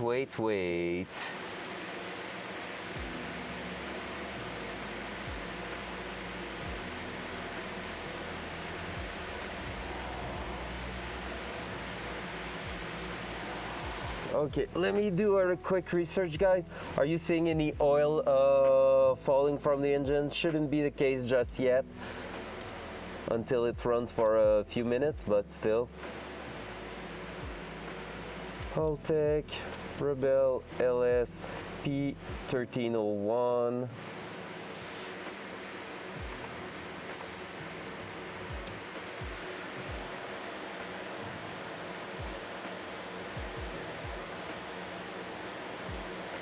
Or P1301.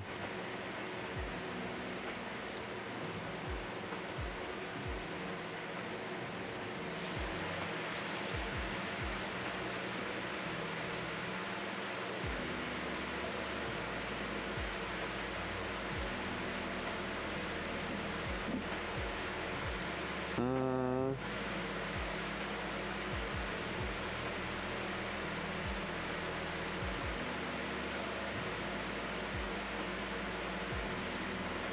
Okay, might be a spark plug. I'll have to check that. Let's test again.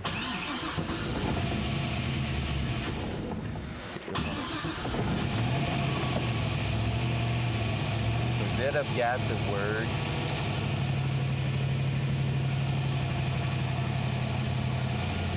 It runs smooth. We're not getting any. Oil pressure is good. Fuel pressure a little bit low.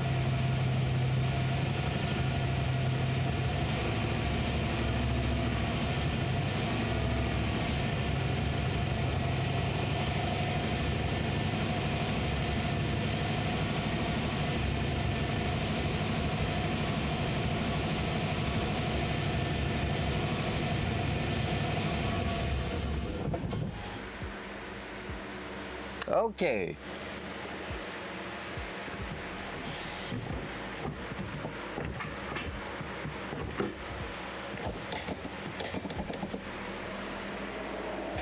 This entire time I was moving wheels, I think I was not neutral.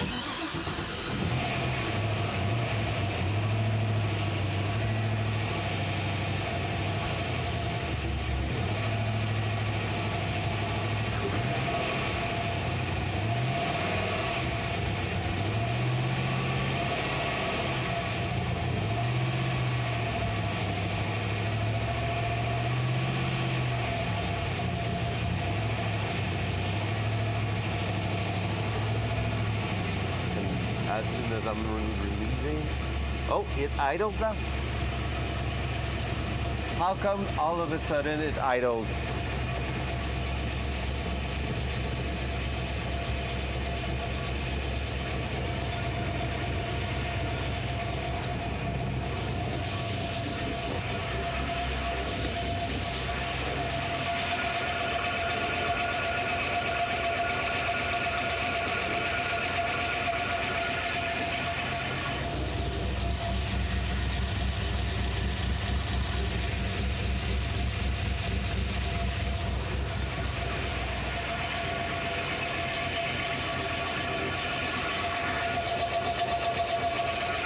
There's a sound I don't really like in it.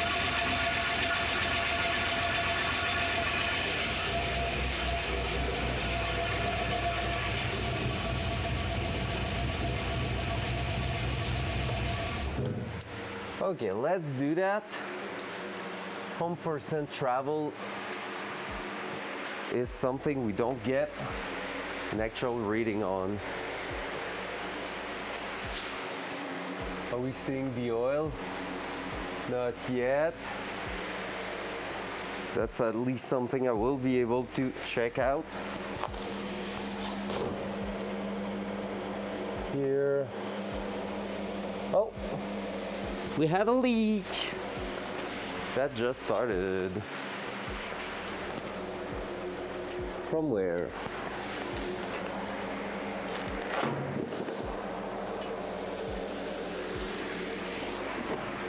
All right, it's not something we should have a leak on.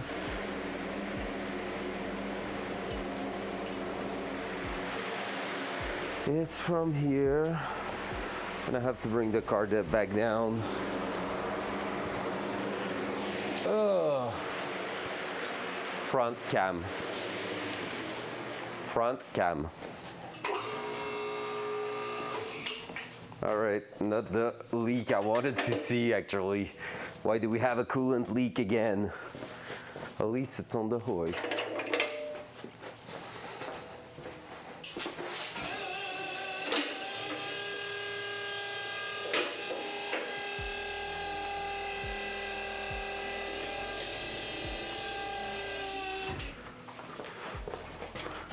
Let me close the garage door because it's cold AF today.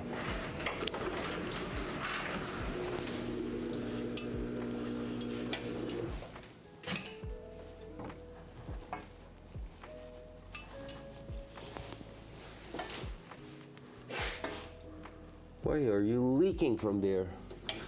All right, that's weird. So it seems like I have one of my radiator pipe actually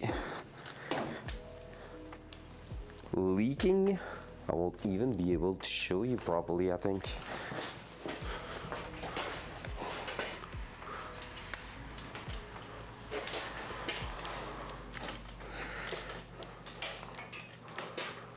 Dual side. So basically at the bottom there's a leak on one of the pipes, so we're gonna go check that out. Trying not to burn ourselves or whatever. A wet nut.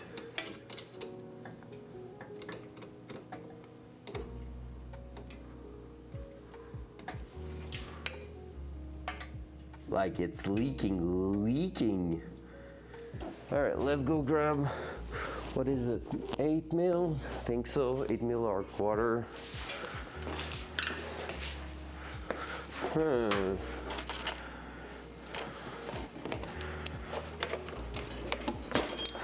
That's not what I wanted as a result today.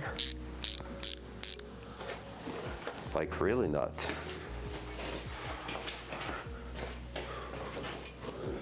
Is that it? Can I? No, it's a quarter. Shit.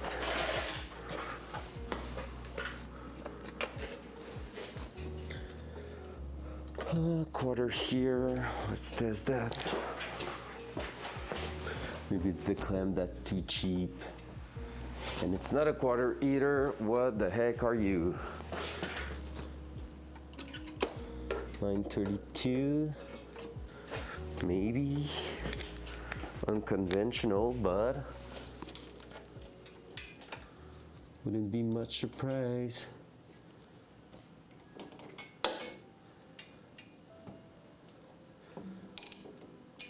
Think it's that. Like for real.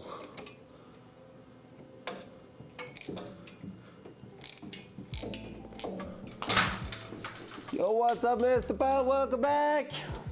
How was pizza? On my side, we just managed to create a leak. That's how cool we are.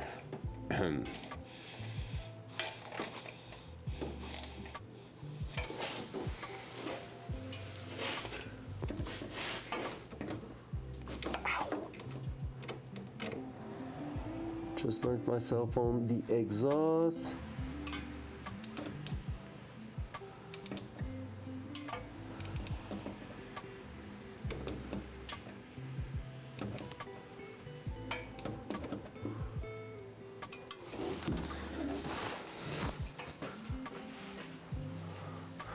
Nine guys, 4 large pizza. Oh my God. Isn't that quite a lot?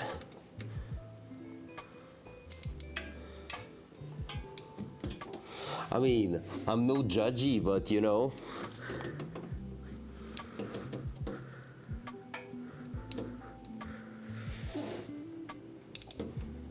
All right, let me try it with an extension. Oh, why is there a leak on my car?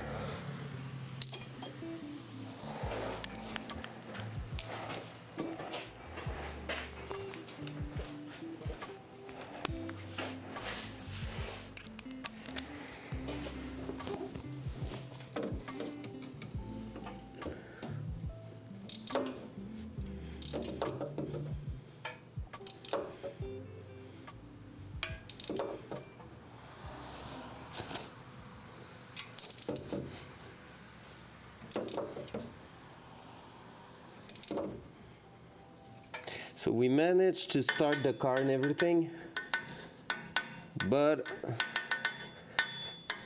we got a leak on the Prestone that we didn't have last time. And on top of that, we have difficulties to figure out anything else. Nailed it. So what we're gonna do now is let it cool down. Maybe it will be a good idea. Pastrami pizza, I can't help myself, no control, that's fair enough. That's fair enough, I love that. Oh my god. Okay, is it still leaking? It looks good. So what would you say if I was to start it again and test to see if we have another one? Another leak in there. Just to make sure that we're clear. But the thing is, okay, yeah, that's what I wanted to do. Where's home person travel and home person travel on the ECU are not showing, they are showing in red actually. So I think we have a sensor or some data not reaching the ECU, and that might be the cause of our things. And if this is due to too much heat close to a sensor, that's where we need to know if it's that or not. Let me check. Let me check. Let's go on the Google Chrome, and let's go do for home space percent space travel. Haltech. Did I did a typo? I think so. In Haltech engine management, home referred to the camshaft position sensor. Signal, also known as the 600G sensor. It's used. It's used by the ECU to determine the engine position within its 2 or 4 stroke cycle, which is crucial for the sequential fuel and ignition control. So the cam sensor will be at the top back here technically. So let's have a little look. It's not in a fun spot to go. Of course, why would it be?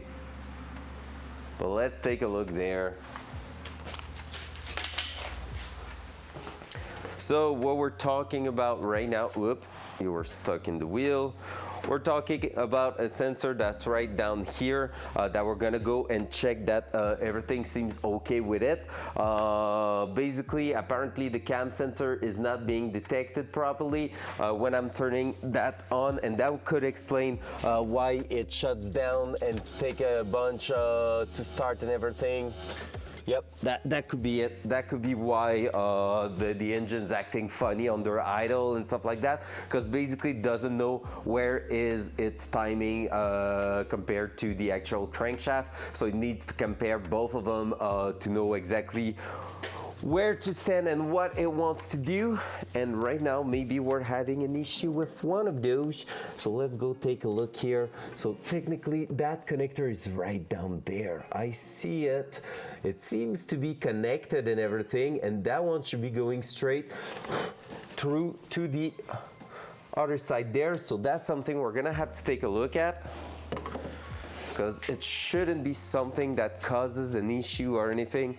So that one's gonna be right there. Let's hope I'm not gonna burn myself. So that one's going there, up. That one's not in use. That's the map sensor. That's the oil pressure, and here is our lovely one here. Just doing the loop here, doing that like this. So that one, technically speaking, as long as you can tell, it is freaking not that fun. Go down there.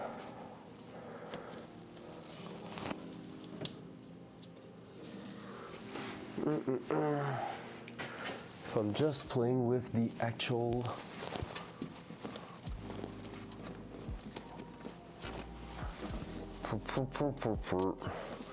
just trying to play with the wire, see if bringing it out would actually help. Just making sure. Here we're gonna make sure that all our connectors here are plugged too.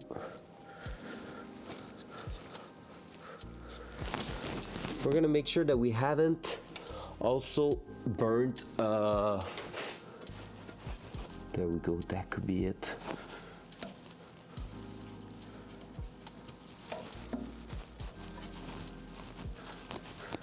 Gonna make sure that we haven't burned through a spark cable, because that is exactly what could happen. So here we have the beginning of a burnt mark right there. So that could be the type of thing that creates an issue over time. So we're gonna have to make sure that we are not burning through them and losing current. So that's a damage wire right here, and that's the type of things we need to take a look at. So here we might have the first big issue. It didn't went all the way through, it seems like. We might still be good.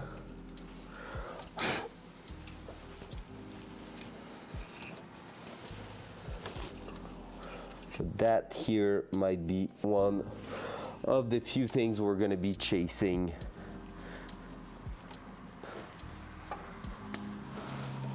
And having a rough time with.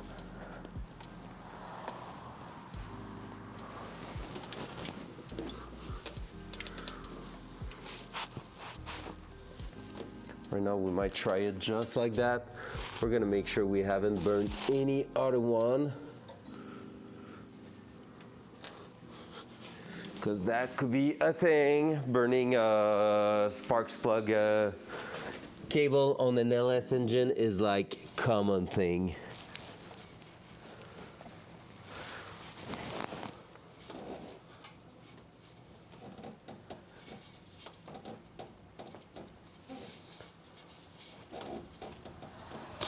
That one doesn't want to come out.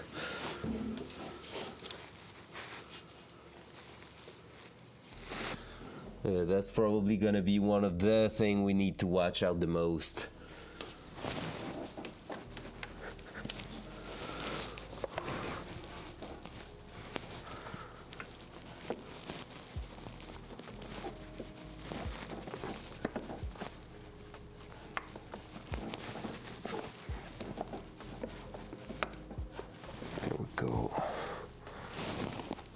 There we go. So basically what happens is that the way the manifolds are done will end up in the actual exhaust being a little too close to a bunch of components. And so we really need to take care of that and make sure that we're not having a direct contact with both elements. As long as there's an air gap, it's not too bad with the Kevlar shielding, but it is really, really hard on the spark plug, that environment there. So yeah, right now I'm gonna try one without anything, because that gives us an actual air gap. So we're gonna go ahead and double check that. Let's make sure that they're all properly connected. Seems okay here. So yeah, one of the Kevlar shielding has an issue, but we might be able to reuse it later on still. There. Here, let me just turn on the ignition, see if the code is still there.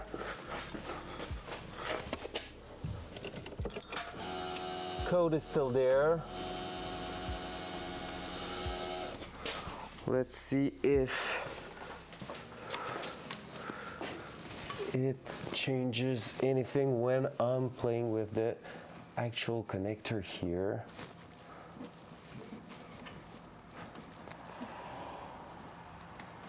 No. All right, let's just try to crank it a tiny bit. We're still in. Neutral, yes.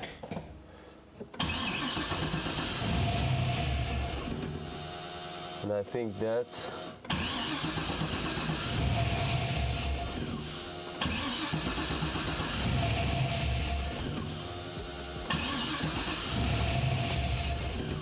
oh, doesn't want to go anywhere with that.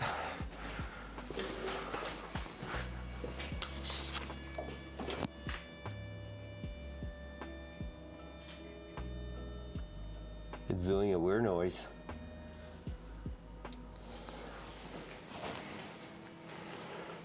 Let's check for coolant leak. Seems good now. We'll see that over time.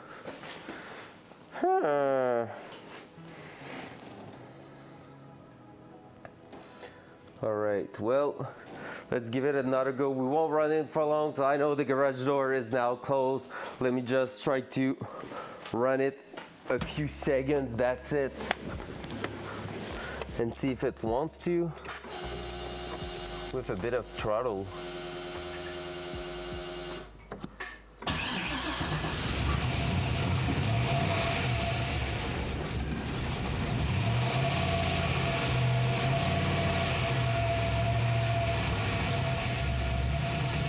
Now I want to stay.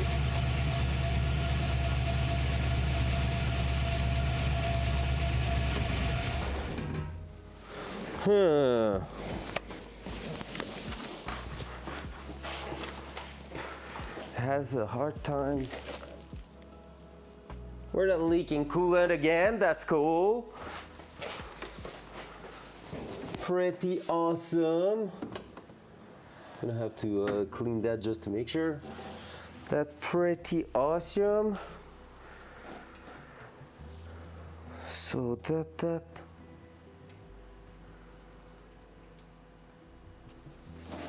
I hear water somewhere, probably right in the engine itself. So tell me we don't have a freaking cam issues, because otherwise I'm gonna be pissed.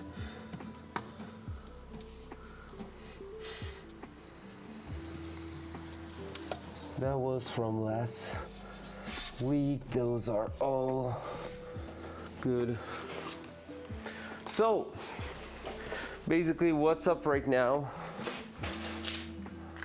I'm trying to track what's causing that. I'm gonna have to read a little bit more. I think that we might have a sensor not giving us the proper reading.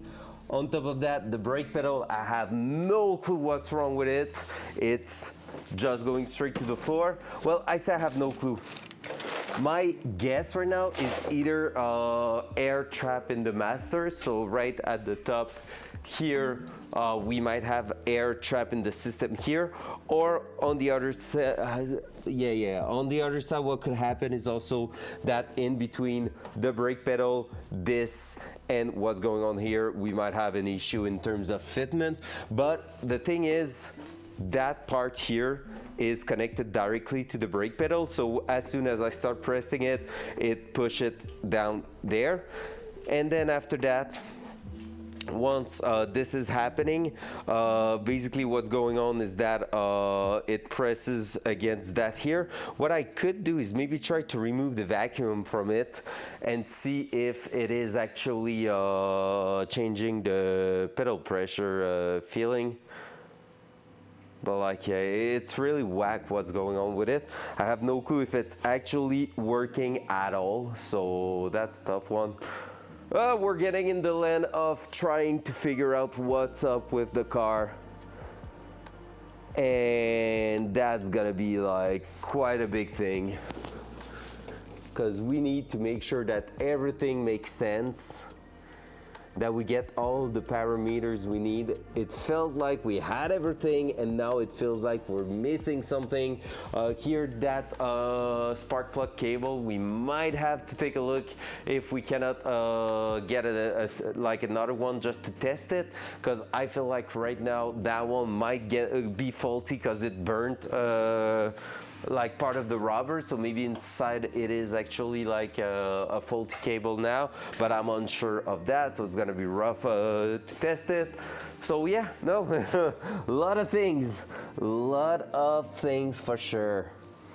I will need like those spark plug cable to basically bend a little bit towards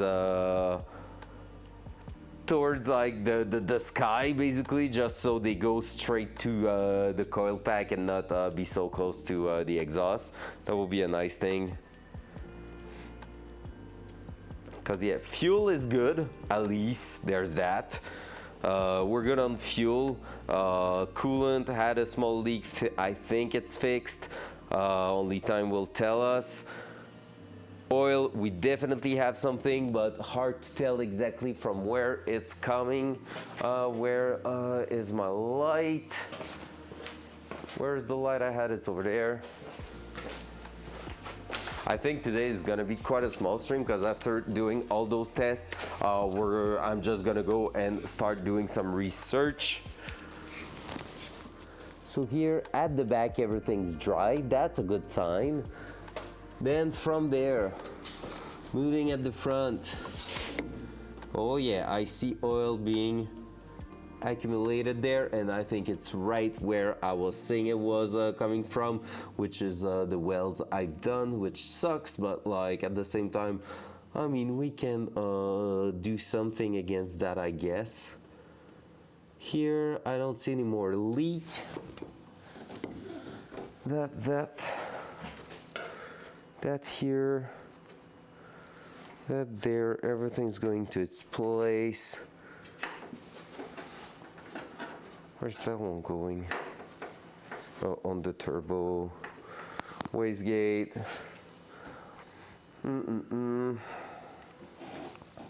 So yeah, I think the biggest deal right now is to figure out if it is my cam sensor that's already busted. It's a brand new one, so that will suck.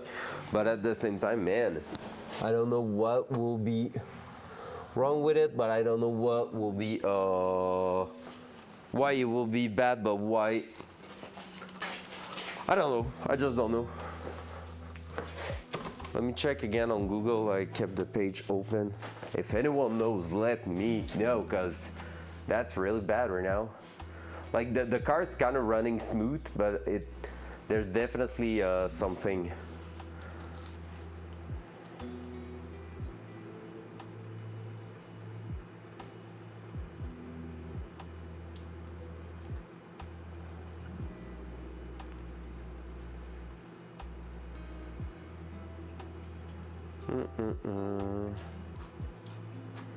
Crank and everything that we did all that. Okay, we're gonna raise the car and I'm gonna go check. Oh, actually I cannot because it's behind that, but the home is supposed to be the crank sensor, so maybe I will have to double check. That's fucking disgusting here. Maybe I will have to go and check my cam sensor and make sure, or test how we can double check it. Well. All right, let's maybe focus on the brake system for now, just because there's no point in losing too much time on that. As long as I don't do my research, it's gonna be hard to start looking at anything regarding that. So, yep. Oh. I'm tired. I'm tired, and I don't know exactly where to head from here. Not gonna lie, it's one of those days where you're just looking at the problems and you're like, that won't solve itself easily, and yeah, you're just unsure. So I think one of the first thing we could do for the actual brake system problem is, first of all, I'm gonna test the pedal again right now to see how much of a difference there is between when the car is running.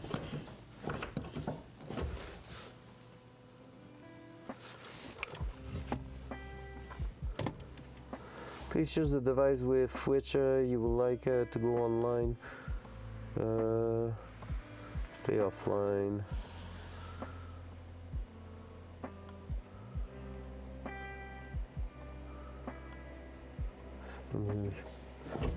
Like right now I'm getting pressure in the pedal, so there's that.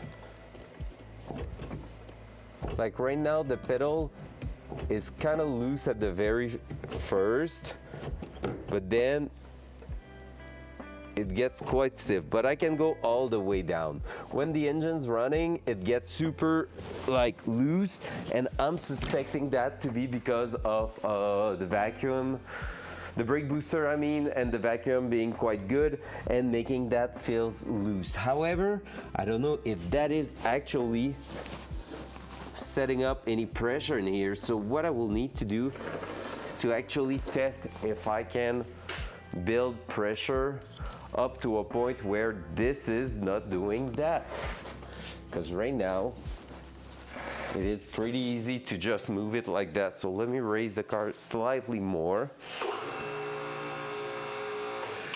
Either that or engaging first gear, start spinning the wheels at the rear and see if it's doing that too. Rah! Because right now if I was to apply mucho pressure,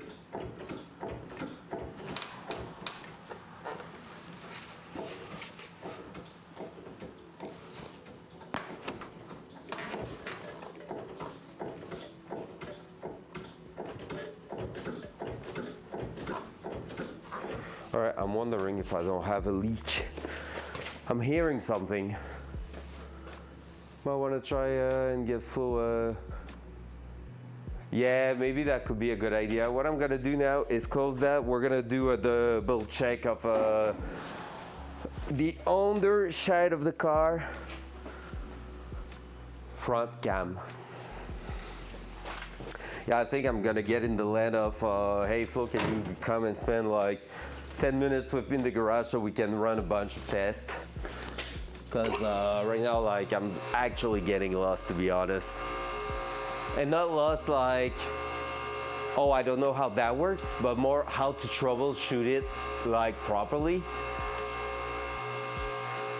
Like, the car run, I can drive it out, and now it's gonna be the moment where I'm gonna get so much small shit happening that it is where motivation might drops a little bit, and that's what I need to be worried about. I need to make sure it doesn't happen.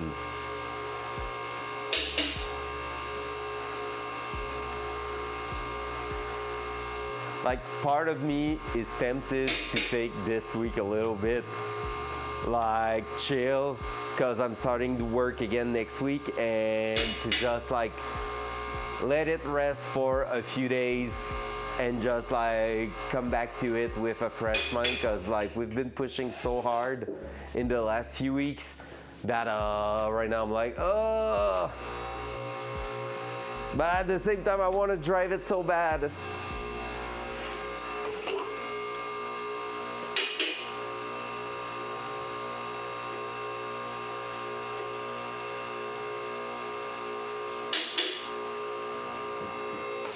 Because like the P1301 code could actually really be like a cam sensor, and if it's that, it won't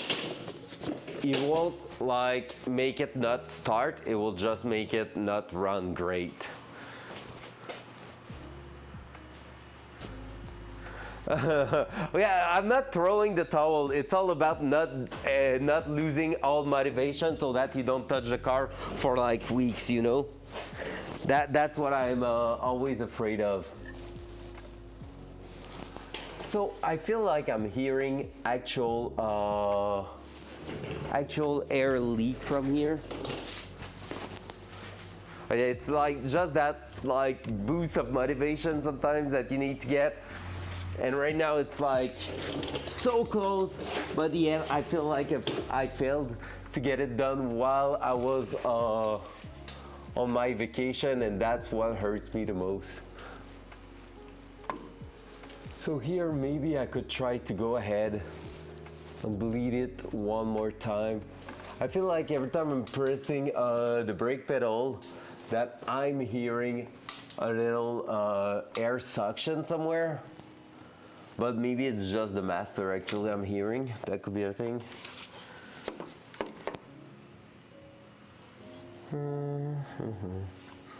Why do you have oil on you, sir? Let me check at the front. I think I had 2 nice drops right there. Yup. Yeah, I think I know where my oil leak are coming from on the engine.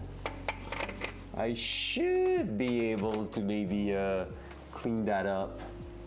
At least it's not coming from the main seal at the front. So there's that. That's a win.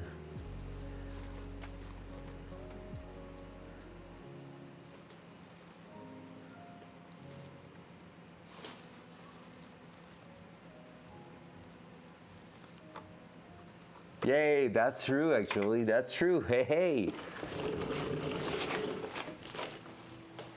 So for the brake system, I don't see any drop of oil or anything around here. So I'm tempted to give it like a second go at bleeding it.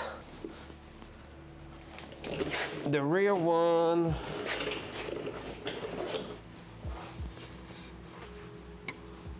feel like the rear one is actually not bad also.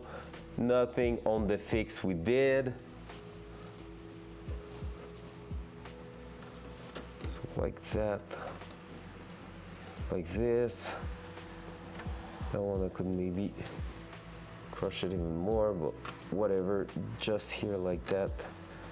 This is pretty good. And here, nothing there. Nothing at the T-block, so everything's sealed. Do we have anything here? Nothing there. Nothing there. But yeah, so brake-wise, all the system seems good. So I really think we have something at the front.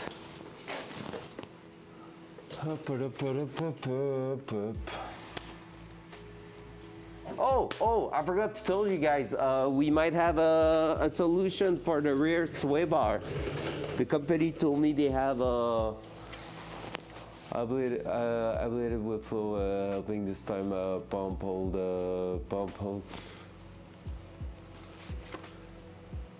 That's what works the best. I always had like good luck usually with the vacuum one, but yeah, that will make sense. I could ask her to do that and like do it wheel per wheel and like just go ahead and do all that.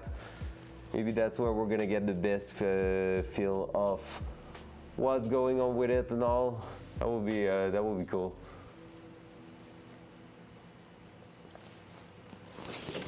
Now let me check the actual.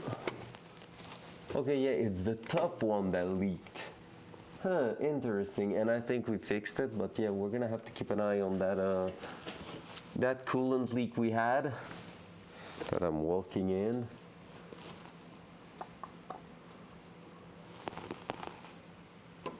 Yep, right there. All right, well, so brake, I could give it a try before doing anything else on them. I don't want to start like removing the master cylinder because of that. So now that brings us to what is causing our actual problem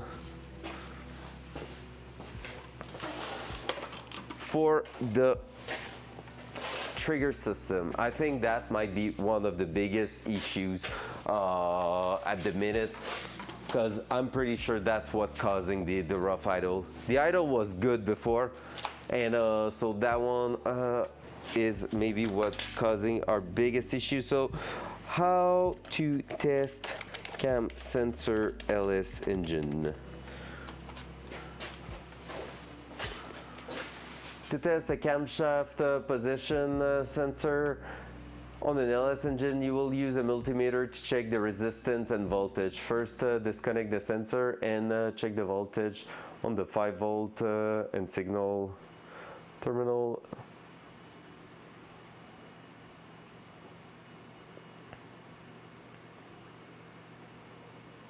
Should fluctuate between 0 and 5.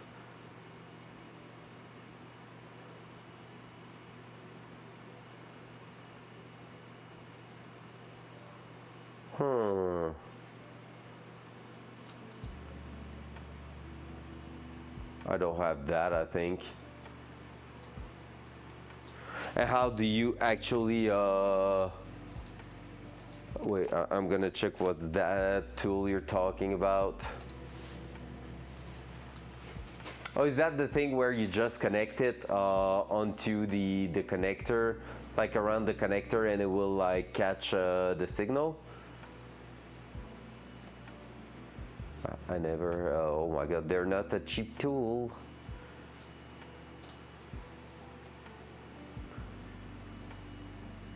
That's true, actually. I should be able to see that in the tuning software. I should be able to see that. You're actually right, and I was seeing something similar. But yeah, let me bring down the car. We're gonna check that. Because I think you're actually right. I saw something similar. We're gonna go ahead and work a little bit more in there. My god. Because like right now, I had in the knock sensor page, like an actual graph of the hertz and everything it was saying. That was a pretty cool graph, to be honest. But yeah. Yeah, that's a good shout. Pump or injector, I'm doing both. Every single time I'm doing both.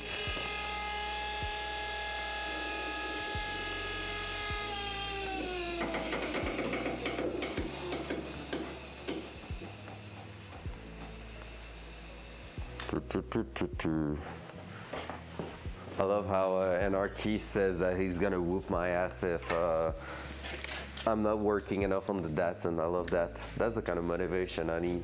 Well, actually, is it motivating or is it actually giving me a wish of not working on it?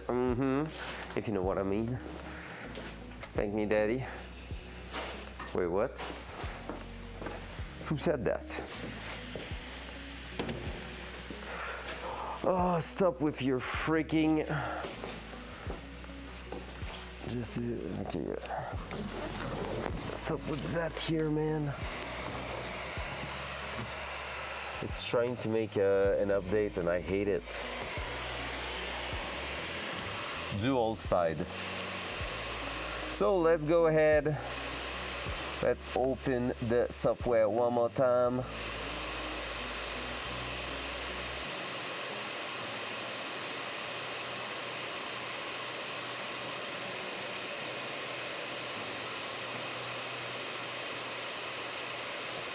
What I'm gonna do first of all is go in the engine functions, fuel pump, disable the fuel pump, and actually wait, that, no, okay, yeah, disable it, and then go to the fuel system here, disable injector. There we go. All right, let's restart that. Now we are good. We're here, nice. Oh, what we want to do now? Sensor, we want to go to the timing, not detection, no. That's our two knock sensor on the top. So I was here seeing those two here. Engine angle, that's okay. What I want to do now is our actual trigger setup maybe. Home and travel percentage there. So if I'm putting that, unknown failure. So I have an unknown failure here.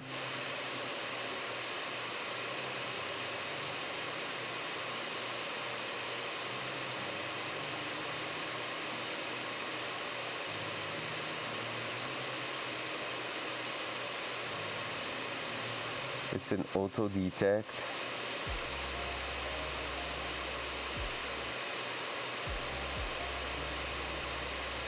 Okay. It's a Gen 3. Trigger type, home minimum. Okay, let's try.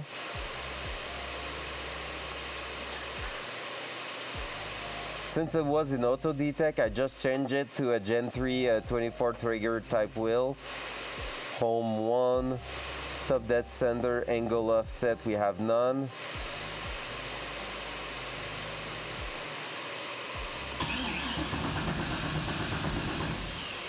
Right, it doesn't show here.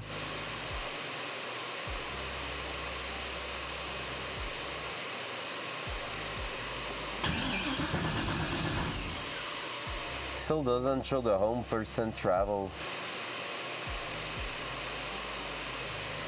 Okay, let me try to find it. Camshaft.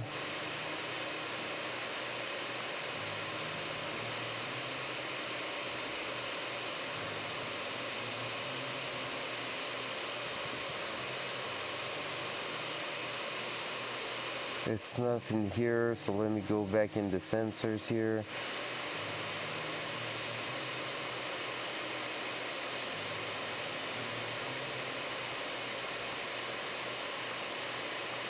Engine configuration maybe. Trigger system there. Ignition system. We have our coil selected right here, that's good. Fuel system.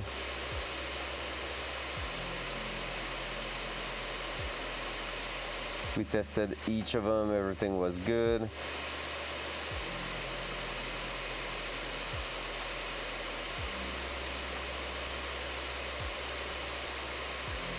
Good.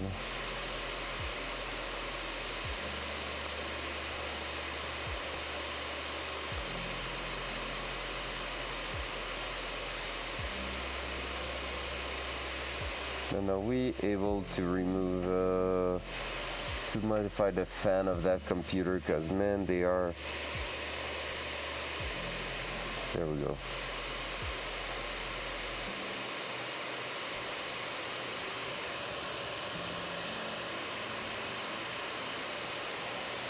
Let me check. Idle, target, that stop, that here. Where can I? Okay, let me check if I can have the data here. Cam. Main tuning V2. Let's test that. Knock 1, knock 2. Boost control, home travel. So here I really do have something. Okay, let me do a research now.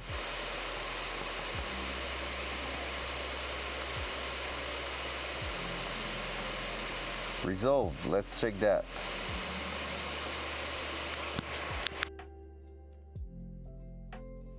Sorry.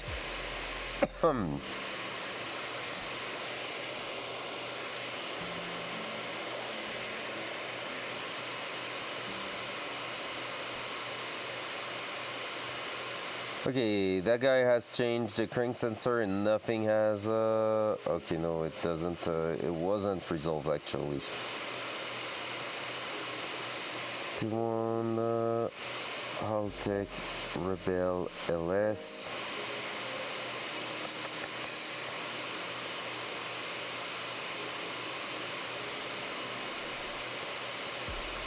Not what I'm looking for here. Yo, the fan, they're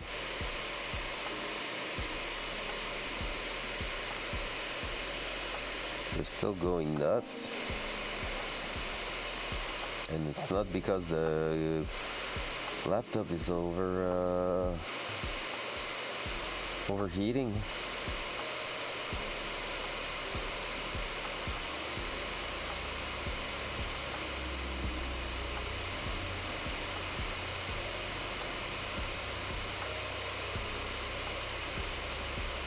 I get a P3OE, any suggestion? Nope, not real while I'm looking, but while I'm here, might as well go on the Rebel LS owner and tech. Search P1301. All right, that guy has the same initializing and trigger reference error. I don't think is what we get though.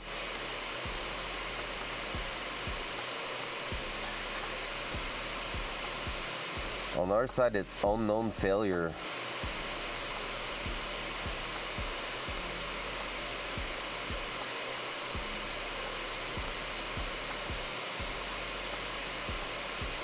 Current before I'll take swap on OEM harness. Okay, let's check what they said here.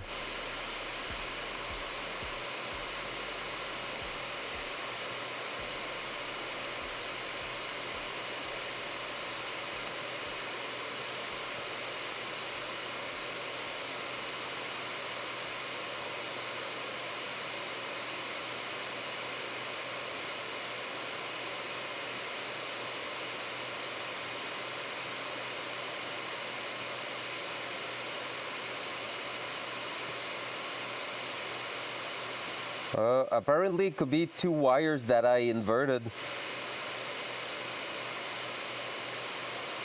You have Gen 304. Gen 3, I wired it like an LS1. The scope, okay, will do.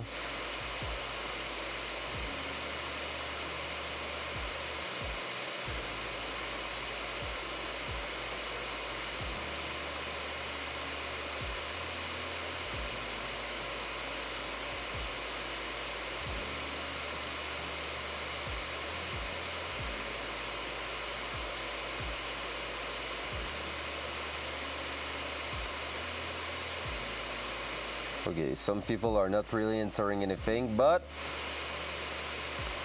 starting to get somewhere.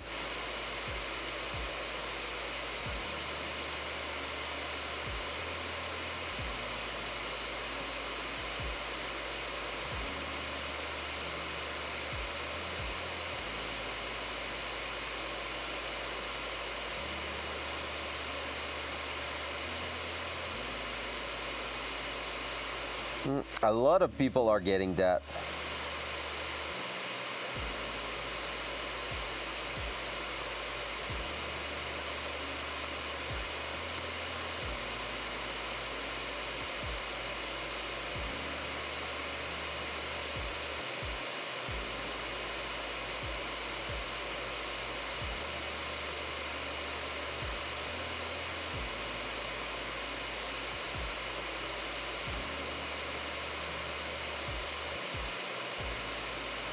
Set to LS6, auto detect, I check my pin and that was correct, change the cam sensor. Okay, so maybe I will check the pin out on it. I'm gonna go back to the trigger system. I'm gonna select the trigger to auto LS6, I guess. Use custom setting, is that what it is? That LS6 auto detect, back to that. Let's reset it. All right, from there, we need to figure that out, the unknown failure. That could be actually the sensor from what I'm reading. Could be the cam position sensor. I'm just trying to check the scope where it is, because I'm not sure. Idle control, idle target, all that.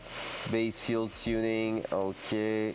Oh, that's cool actually. You can start setting up your things here. Boost control is not what we're looking for. Trigger setup maybe.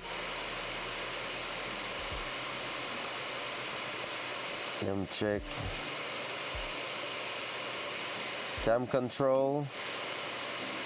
Let me check that.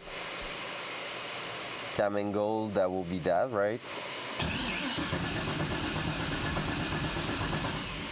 But it's just not finding anything, so it cannot do anything. All right, let's unplug it.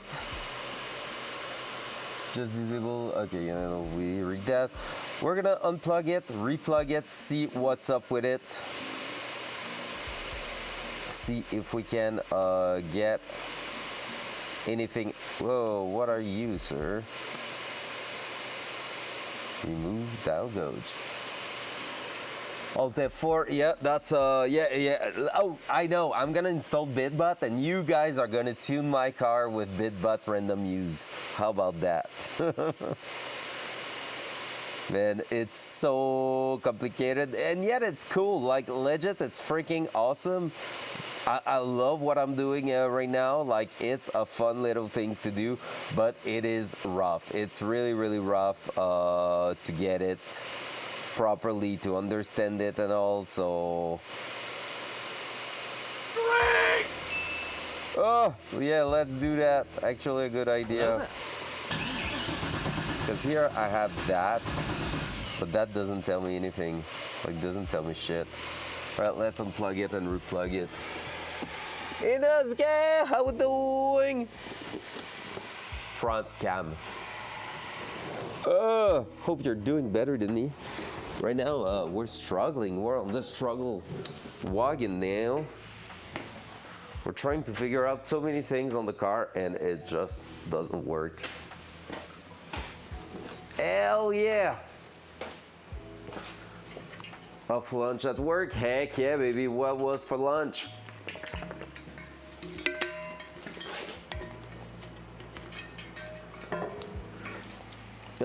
There we go, that.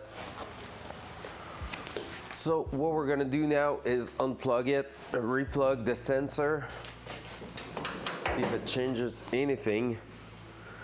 And if it doesn't, well, fuck my life. I'm gonna check also how it's wired. Oh, that sounds fire, man. That sounds fire.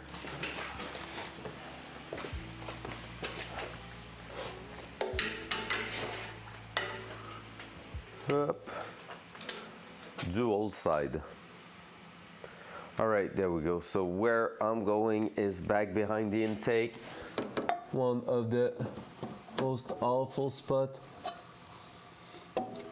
Would you imagine if it's just because like something got in the way there? Like something fell on the sensor and actually managed to screw the connection? That would be awful.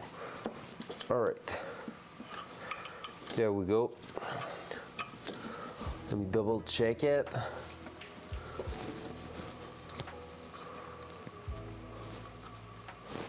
Let me also check right now. Okay, that there.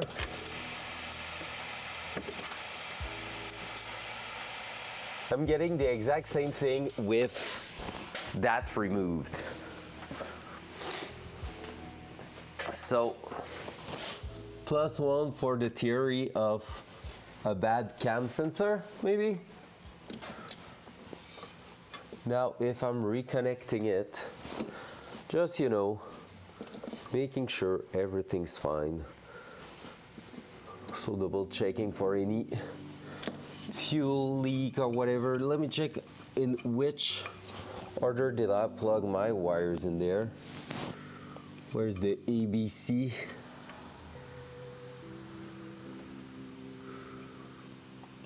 Okay, A is yellow and C is red. So they're saying maybe I need to invert those wires to get it to run properly. I hope it's not the case, it's not true, but still.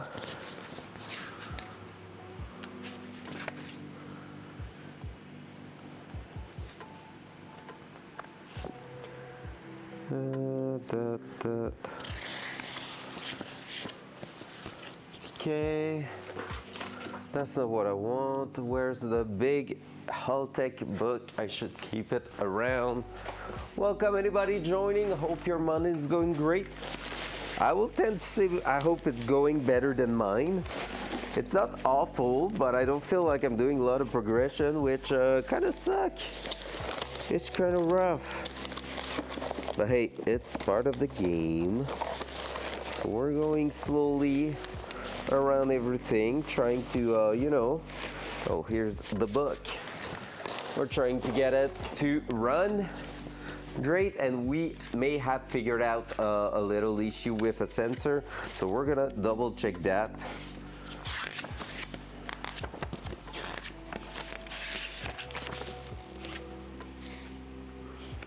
Where's the cam sensor?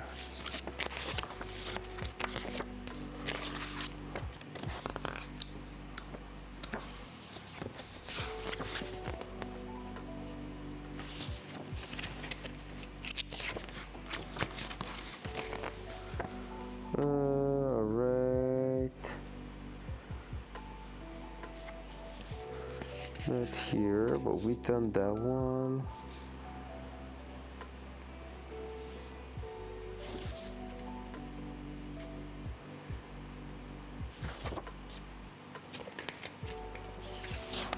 Oh, that's just a... Wait, is it? Let me double check that. Is that just the overview, or is that actually the thing?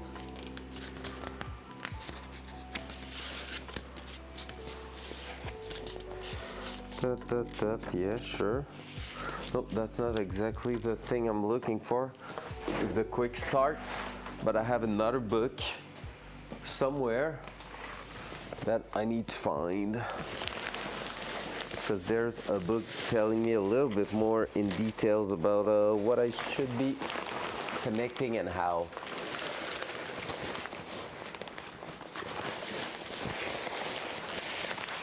That was the brake pedal, the throttle pedal, I think. Yep, it was. Maybe I will keep it out of here just to make it simple. Maybe in the actual ECU box I will have that book. No, it's not there.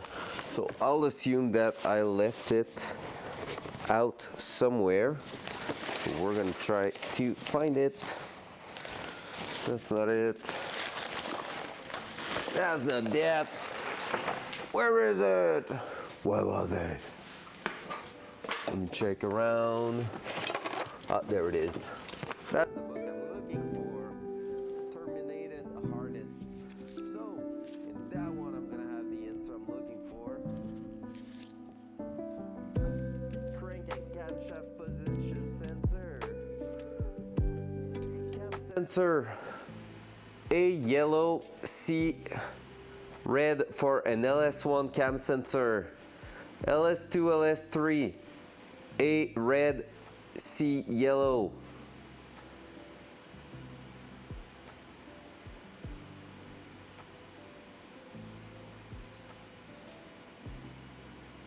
Oh, the voice was down. No!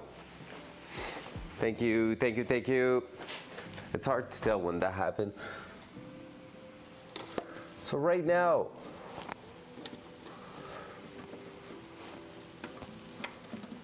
imagine if we had that issue since the beginning.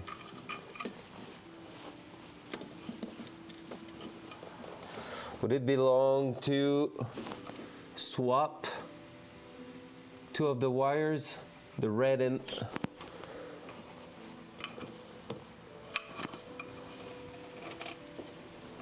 I'm gonna try to pull it out of the loom. There we go. Easy. All right, so we have it dual side. We have it out here, so now we can double check that.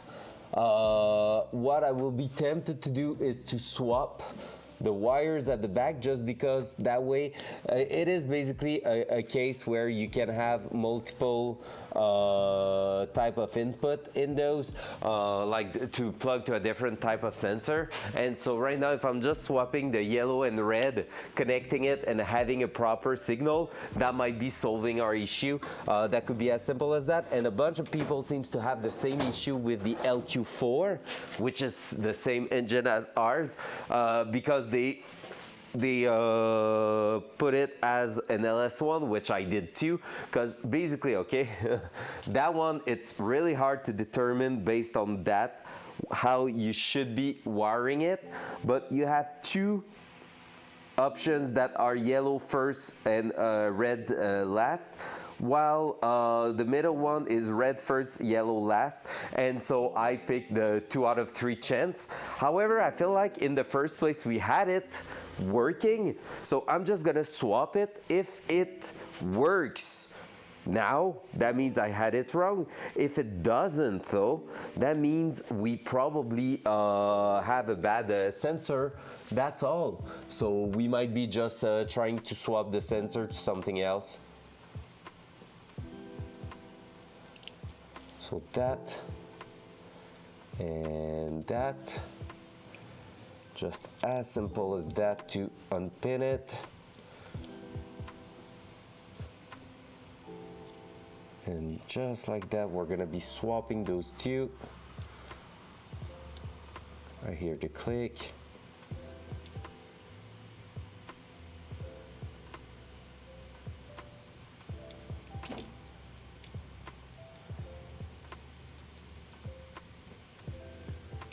I hear the click, so that's good. And we're just gonna go and see if we have a trigger signal out of that. And that should maybe solve our issue. So that here must go like this. Just trying to keep it clean.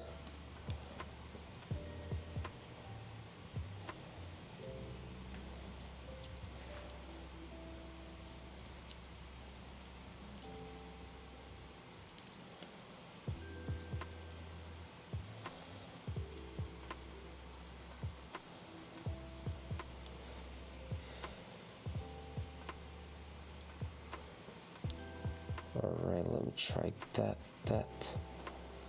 and that here, yeah. Click. So now we just need to go and plug it again in the worst place possible in that engine bay, but whatever, we're gonna make it happen, right? So I know I have some sort of an access through here. So if I'm going like that, like this,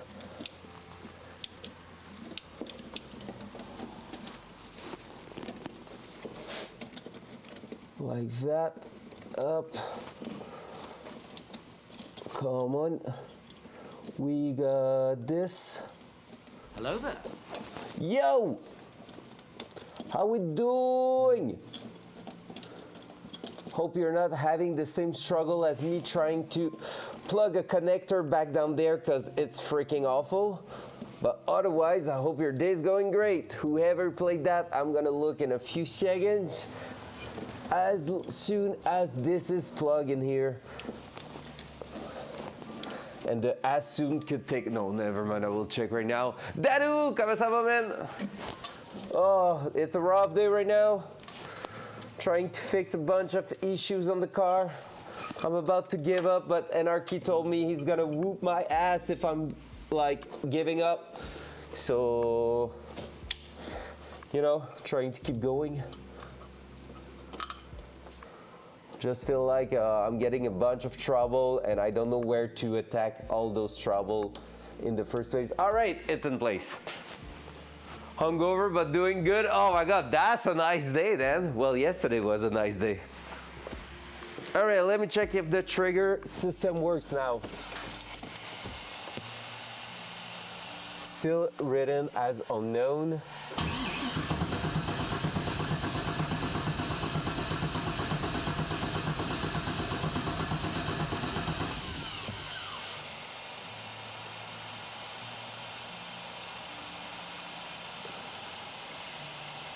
Triggers errors count 2.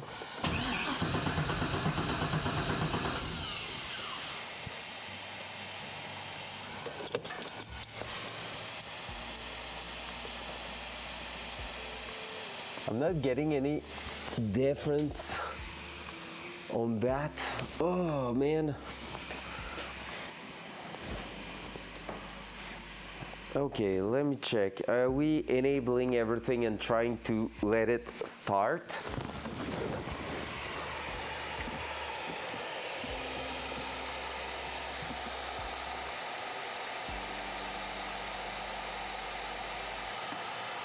That's kind of what feels like could be an idea there. Because I don't get the error message anymore. Oh, there we go. Now we got one. Okay, I do get it again.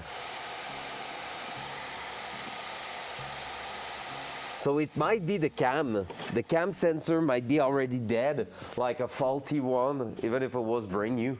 That will suck. That would really suck. So technically speaking, should I go back to where we were? I guess so, because we're getting the same error. Do I still have the old one? I do.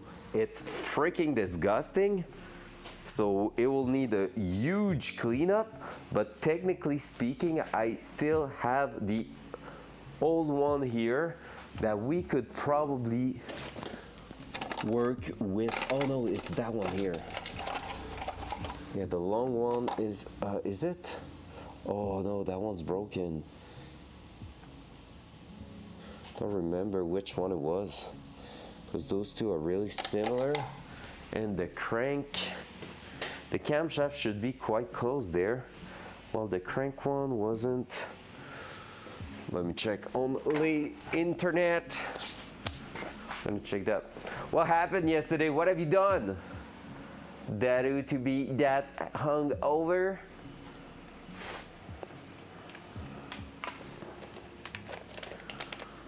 That one here, I'm gonna remove that sheet there, because we're gonna get all sorts of problem with that.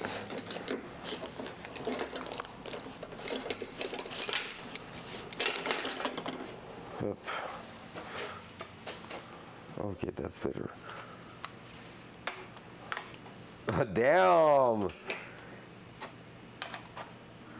Love to see that you're actually doing a nice party for your dad's birthday. That's awesome. All right, guys, let me check that 2003 was the year of our van. Suburb, it was a Chevy Express actually. Express 2500, 6-liter V8. Why do I don't see? Oh, there we go. 6-liter V8 engine. Maybe an electrical. Nope. Engine. Camshaft sensor. Is it there? Camshaft position sensor, I don't see it there, so it will be an electrical actually. Electrical connector, I don't think so.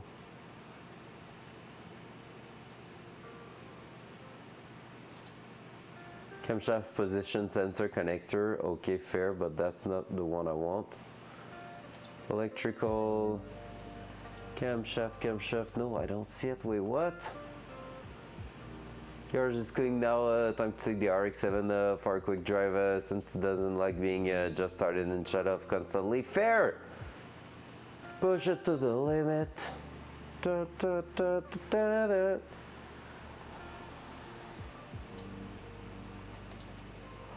Alright, where's the camshaft position? Where's the sensors in there? That's actually what I need. Switch and relay, I don't think it's gonna be there, but let's check. Nope. Camshaft position. It's not there. Where's the camshaft position? Let me check.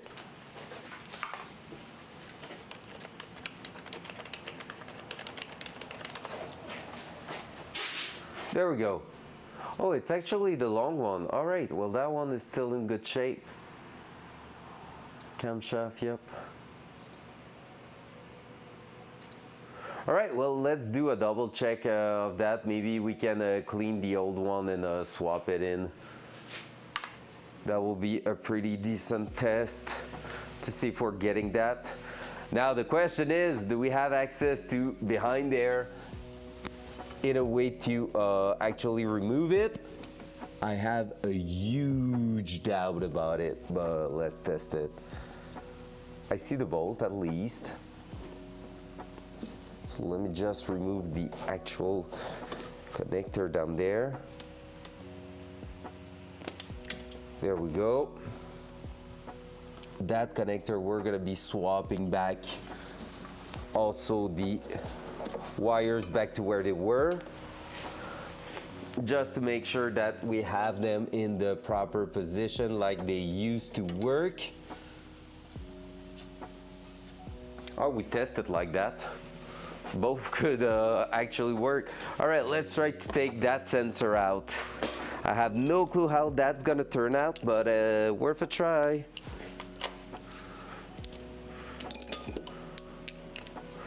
That and a 10 mil.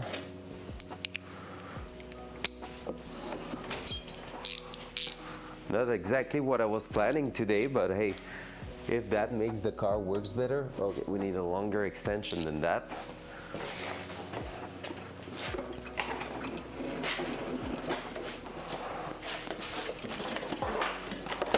Whoa, calm down. Calm down, Sparky.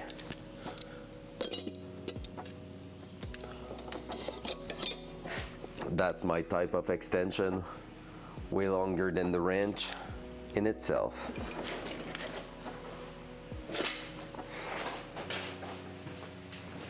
But let me have the chat there, because otherwise I will never see it.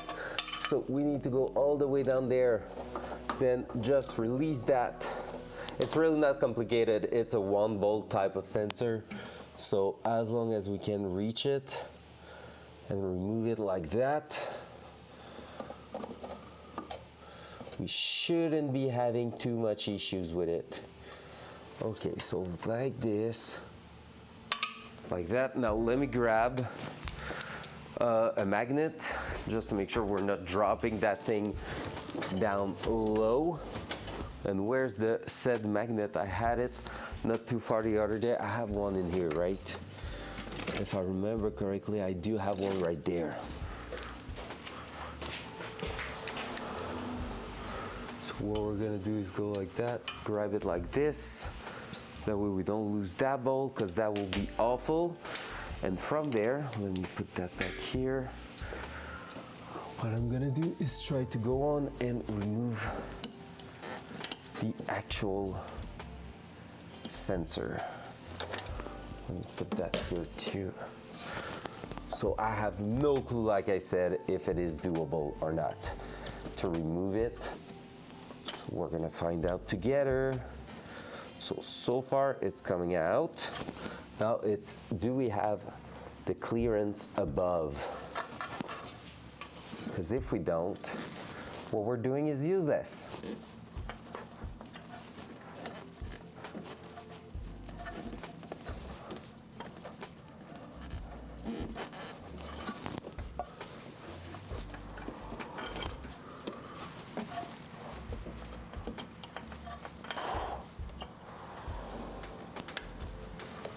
Oh, that's rough. Yeah. I know I'm probably covering you quite a lot. So what I'm gonna try to do is to push that one here, there, all the way up here, up here. Oh, we can. It's out. Now we need to make sure we're not dropping anything in that.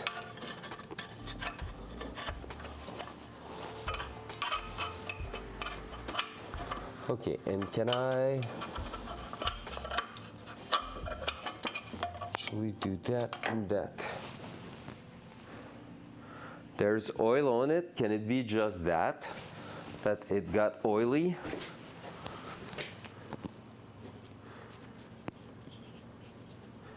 Let's check if the one we still have here is exactly the same thing. Yep, that's the same thing. So that's the one and only connector that was working in the other one.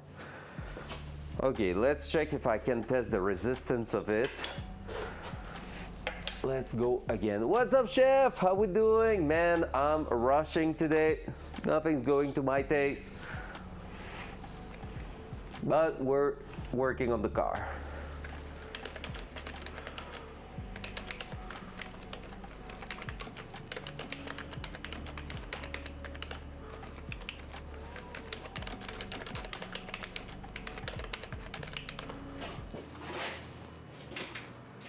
Let's go.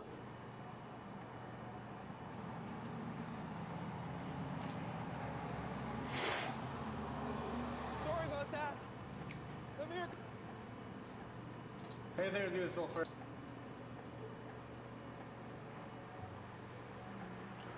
Got my fog light working on the WRX. Didn't come with them. Oh, nice. Love that. Oh, that's awesome. Love this. Okay, let me double check.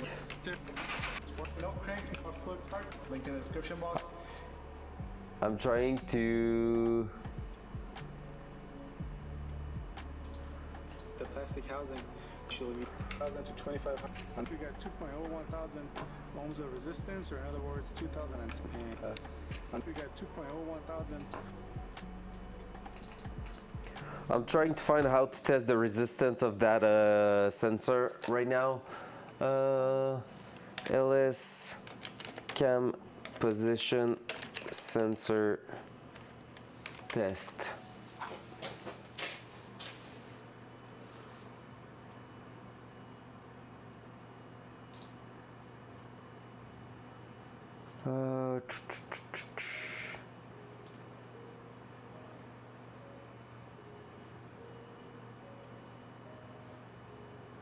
Chris fix here fair.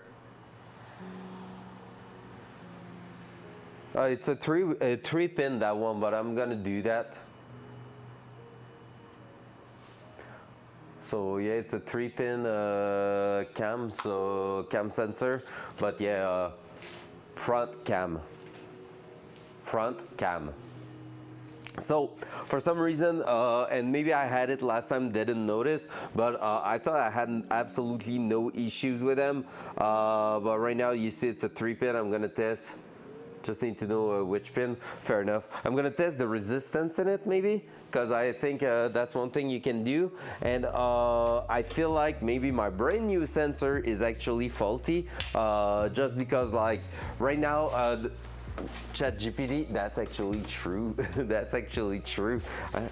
Wait, I never have that reflex.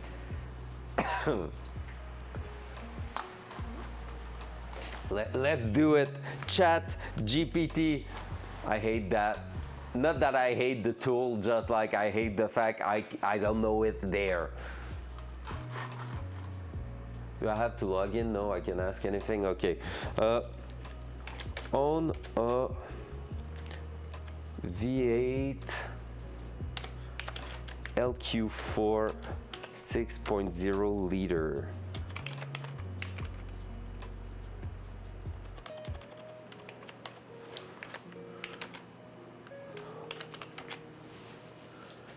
That it's a chatbot program to give an answer, not an accurate answer. Fair enough, and Arcane, I love that. You know how I feel about it.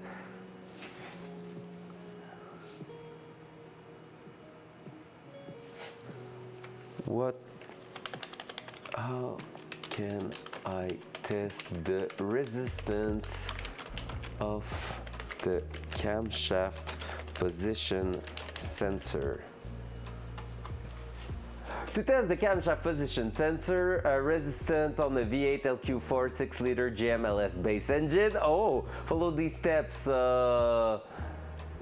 Use a 3-wire Hall effect sensor, not a simple 2-wire variable reductance type. It means it typically doesn't have a resistance value across its terminal like old style sensor, but you can still check for basic integrity wiring with those tools. Step 1, locate, okay. Identify the 3 wires, yeah, okay. Power 5-volt ground and signal. Key off resistance test. Disconnect the sensor, set up the multimeter now. Check the power and ground should not be, okay, so middle pin. Okay, all right, and it's just the power and ground we can invert. All right, let's test that. We got an answer. So it's the middle pin plus the first pin basically. Power and ground should not be infinite. Expect high resistance if measured at all.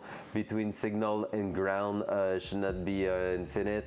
If you get an open circuit, the sensor may be damaged. All right. All right, have a nice ice cream, man.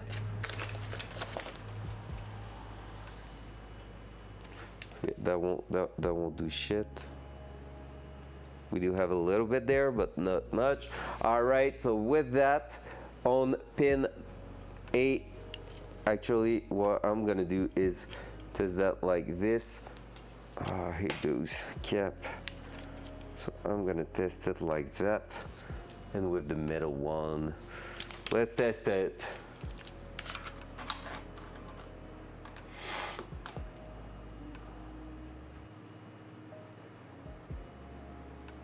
So, yeah, well, you're actually right, chef, except you can actually still test it apparently. So, just to make sure that you don't have what I'm getting now, which is an infinite.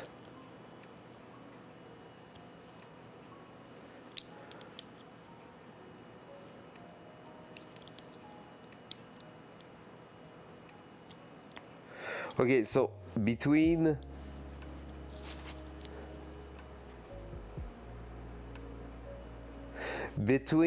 pin 2 and 3 I'm getting something, but between pin 1 and 2 I'm not getting shit. That might be a sign.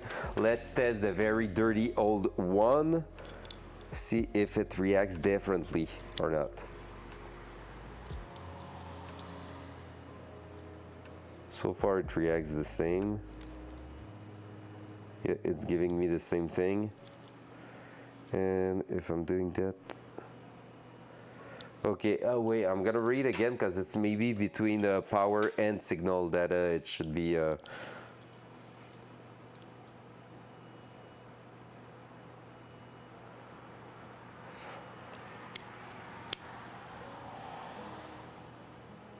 5.11. What's on that one here?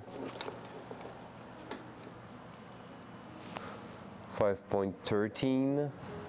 In between that and that.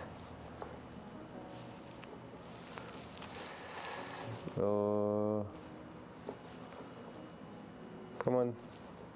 Can you please? 737. And here.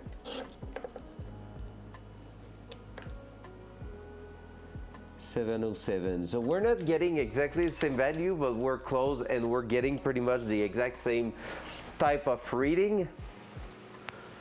So I don't know if that's it.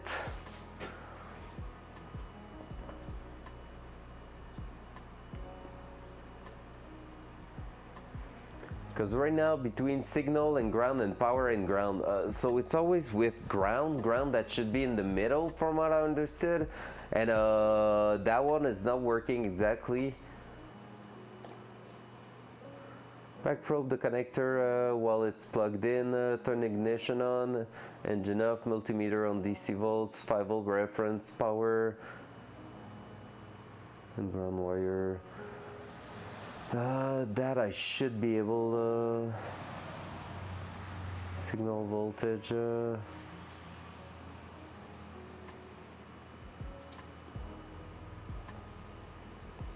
I mean, I can always test that right now.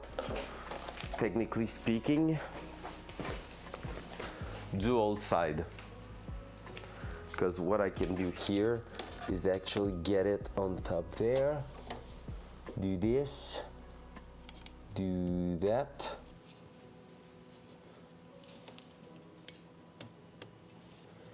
Now I'm kind of curious if I don't want to actually go ahead and switch back my wires.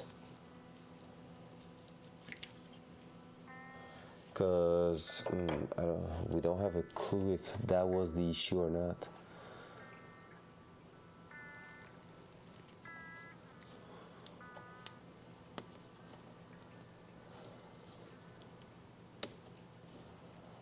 Right?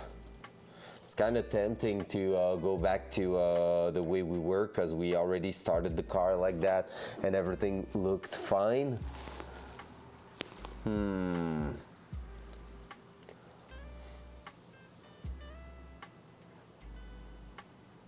Can I actually just test the connector in itself, or I need it to be plugged?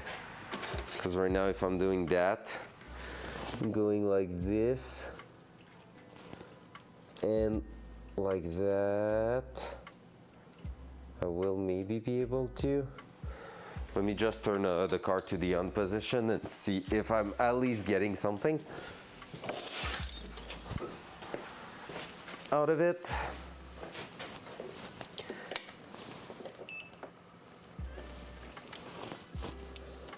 So just like this. Like that. 5 volt. And technically speaking here, 8 volt. Interesting. So we're getting power to that. So far nothing seems wrong. I'm gonna have to maybe search a little more. I'm gonna clean the end of that connector, see if it's not just some oil on it making that an issue, but it shouldn't be, technically speaking, just because basically it's going in a spot where oil is a reality in that engine, so you know, shouldn't be an issue. But hey, let's clean that up and try it back in. So I'm gonna switch back those again, or actually I can try to start it like that and see if it works better, just because technically speaking here we switch the connectors and it could lead us to having a better result once the car starts. No proof of what I'm saying there, but just like following the logic that if we had an issue and the sensor seems good based on the resistance and all, it might be really that we had swapped the wrong way around the actual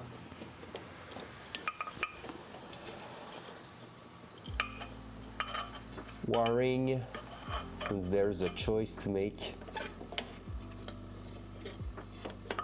There we go. Starting to drop that back in. Is it in a nice spot? Not at all. Are we going to still make it work? Absolutely. How's everyone doing? Thank you, whoever's joining right now. Hope you had a wonderful day. On my side, I've had worse. Can't say it's the most progression we ever had so far, but hey, we had worse. There we go. And now from there, so at least we're able to remove that sensor without worrying about where the intake is. That's a big deal, to be honest. There we go. That's the click we wanted to hear. So right now it's back in its spot. It's perfectly seated down. Let's install the bolt back on it. Hoping not to drop it somewhere. I couldn't get it back, so let's try to keep pressure on it while we're aiming for that. Hopla. Like a freaking champ, man.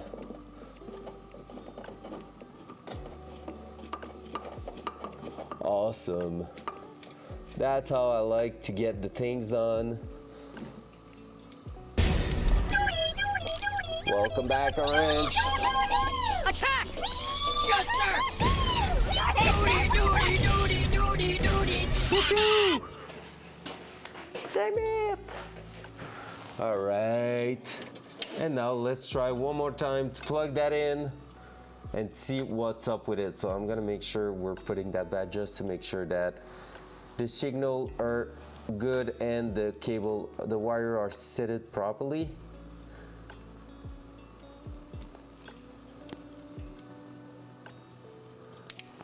There we go. From there,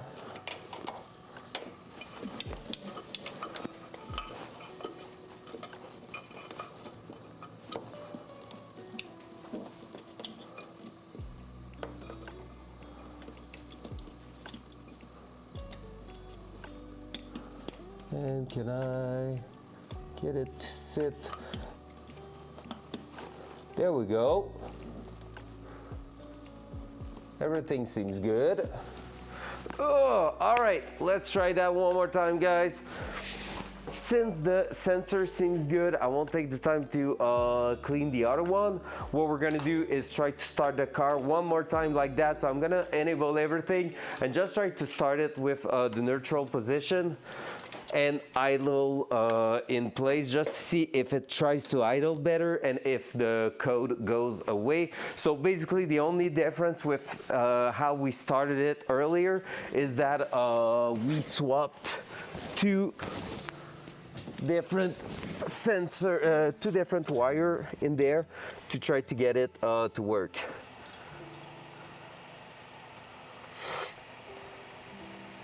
All right. So what I'm gonna do, and we don't wanna make it run for long at all, so we're just gonna be doing that quick. So trigger system, we're good. We're enabling the injector, and in fuel tuning, we are going on with oh, it wasn't fuel tuning, right? Engine function.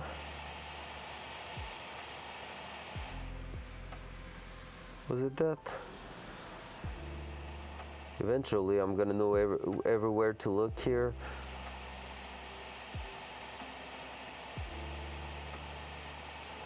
Electrical, no.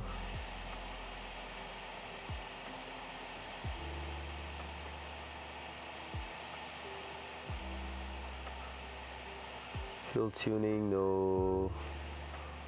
Okay, I'm gonna go and re-enable it in the other tab there. Primary. Fuel pump, enable. And bam! All right. Time to check it out. See if we managed to do something good. Trigger setup. Let's see if we're getting anything here.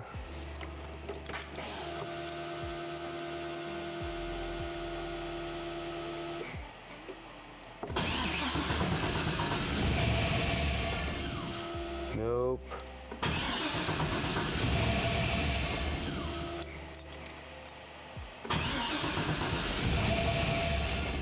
Still no, and if I'm giving gas. So right now we have different wiring.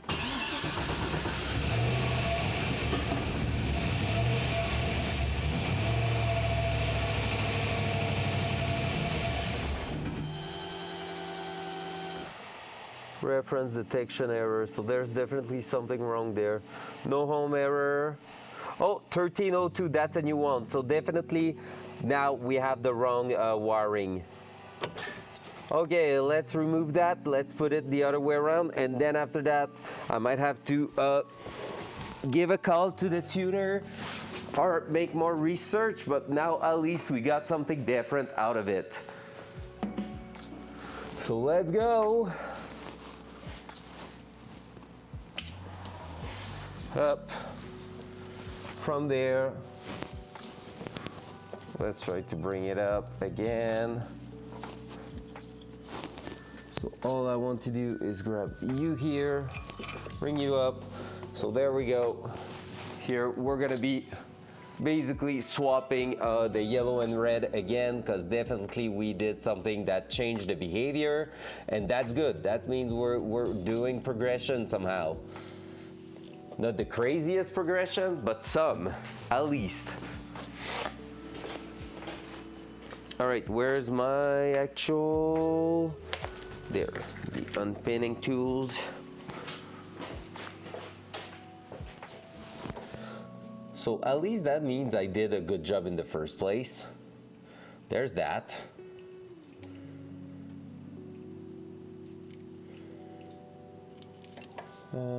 Which one was the best? That one?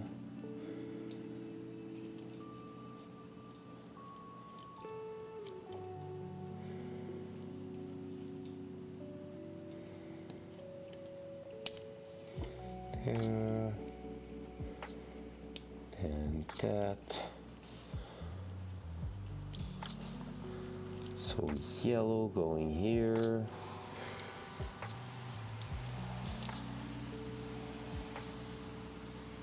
Like so. Click.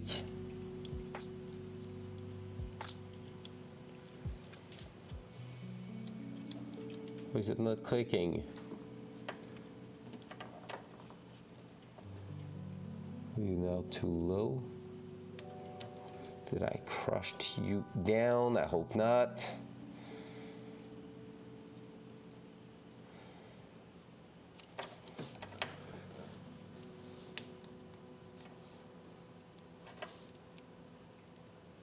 Small electric connector can be sensible to pressure, so let's try to make sure that we are still good here. So now I need to make sure I'm putting that back in the right place. So yellow in A, which was the 2 out of 3. And now you here.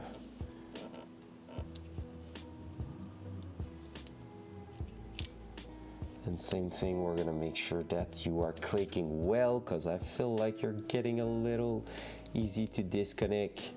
Just gonna make sure it's not that happened.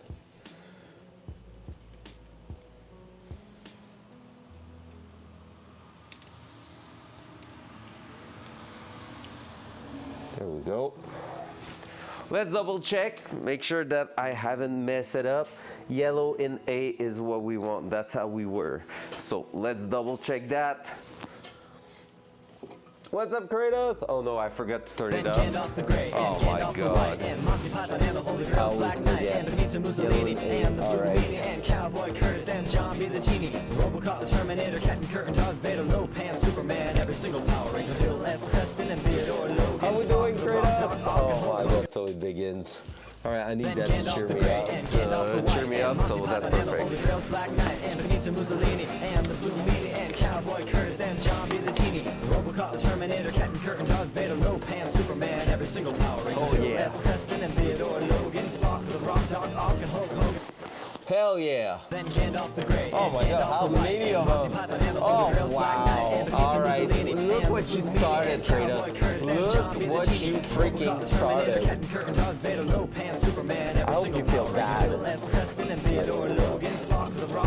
done for like even 5 seconds, Then Gandalf the Grey and Gandalf the White and Monty Python and the Holy Grail's Black Knight and Benito Mussolini and the Blue Meanie and Cowboy Curtis and John B. the Genie. Robocop, the Terminator, Captain Kirk, and Darth Vader, Lopan, Superman, every single Power Ranger, Bill S. Preston, and Alright, let's test that again. Rock Dog, Ock, and Hulk Hogan. Then Gandalf the Grey and Gandalf the White and Monty Python and the Holy Grail's Black Knight and Benito Mussolini and the Blue Meanie and Cowboy Curtis and John B. the Genie. Robocop, the Terminator, Weird thing is, I thought yesterday that, hey, I need to think about removing it tomorrow. Yes, we didn't think of it today. Me. Then Gandalf the Grey and Gandalf the White and Monty Python and the Holy Grail's Black Knight and Benito Mussolini and the Blue Meanie and Cowboy Curtis and John B. the Genie. Robocop, the Terminator, Captain Kirk, and Darth Vader, Lopan, Superman, every single Power Ranger, Bill S. Preston, and Theodore Logan. Spock, the Rock Dog, Ock, and Hulk Hogan.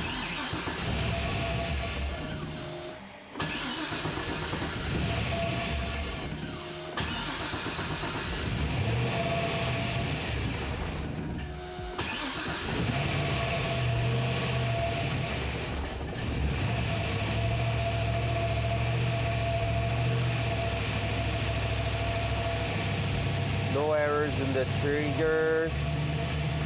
It wants to idle, but I still have something in red. So it's definitely working better like that. But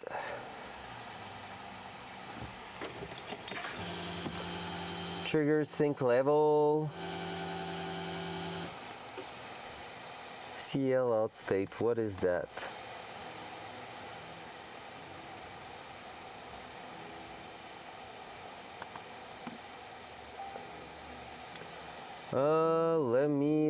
Let me check that quickly.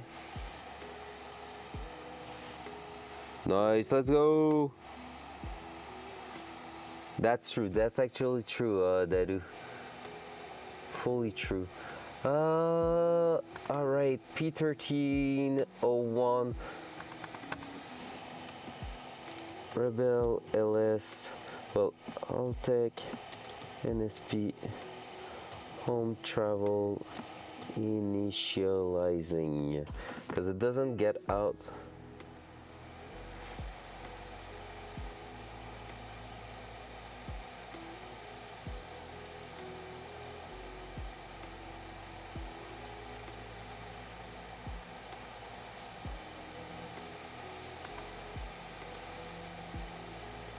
Can I freaking sync something there? Maybe that's what I'm missing. Oh, tools, oscilloscope. I see it right there. All right.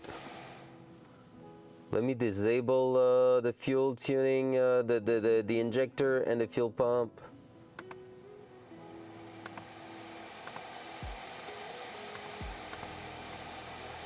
I have the tool.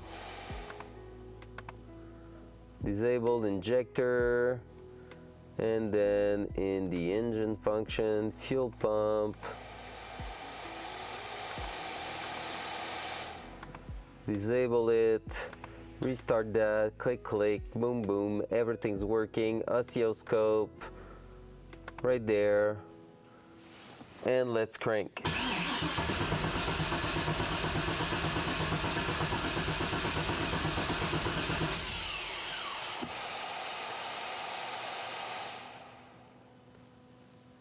Home voltage, channel 3, trigger, voltage, trigger input. I won't show them, I want to see only the two other ones.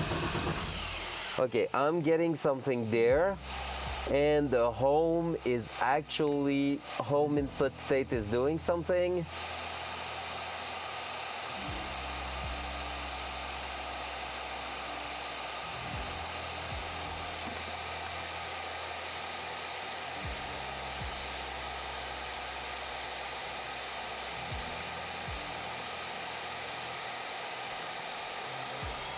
Oh, so that's something I'm gonna have to ask someone.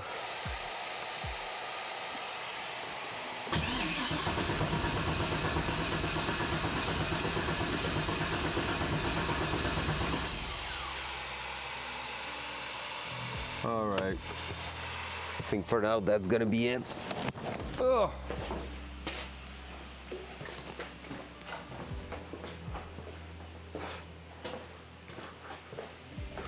Because I don't know enough about what I'm doing there to say, hey, I'm doing a good thing or I'm doing a bad thing.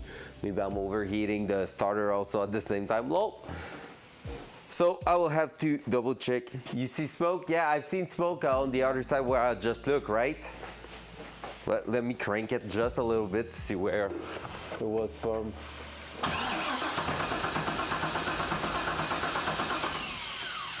Oh, okay, yeah, I think I know what it is. I think it's from the catch can. Yeah, it's from the catch can here. I'm pretty sure. Yep. The smoke is just like the catch can here doing its thing.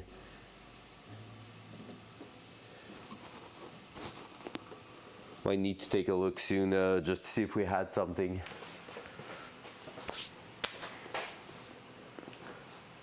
Man, I feel like I've done zero progression today, which is not true because we fixed one thing, but just that it feels like those little things there, the trigger and all that are not the ideal setup.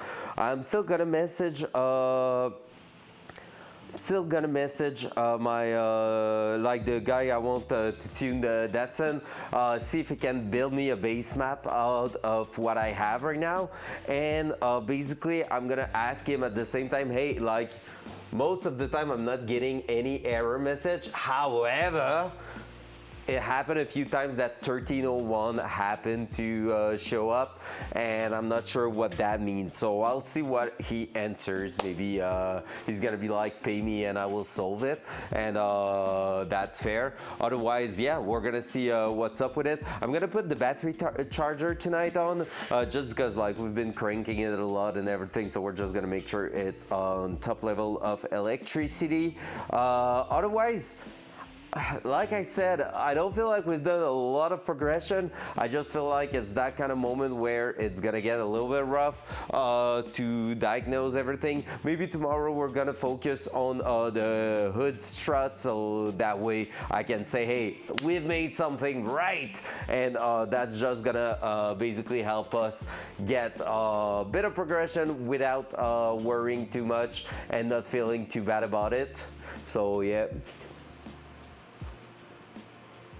The fault code P1301 indicates a problem from the engine control ECU to the trigger system, specifically missing tooth gap detection. Yeah, exactly, that's what it feels like. And basically it seems like it was working, now it seems like it's unsure. Might be the cam sensor, may not be that. Oh, what I could do actually, you know what, let me do one more thing before we leave. We're gonna go check and make sure that the wiring for the crankshaft is sensor is actually all good and intact, because that is like something that could be the issue also. Let's do this, that actually, boom, boom, boom, boom. Yep, let's go and check that out,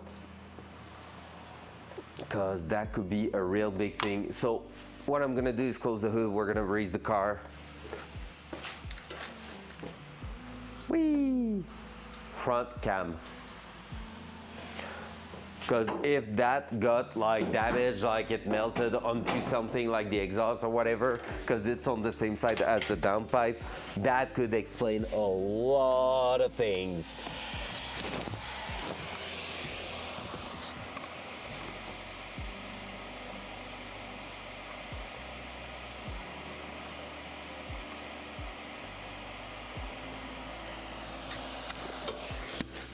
There we go.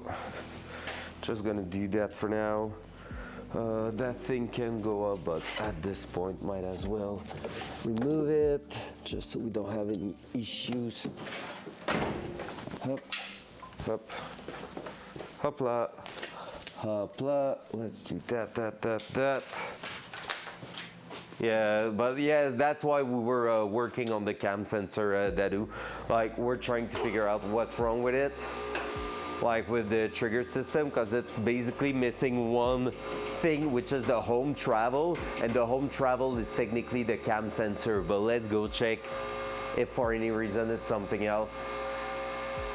Like even when we started, it seems to be missing that specific information basically. We're all good in the position here. Yes, cool. I want that nut to sit in its proper place.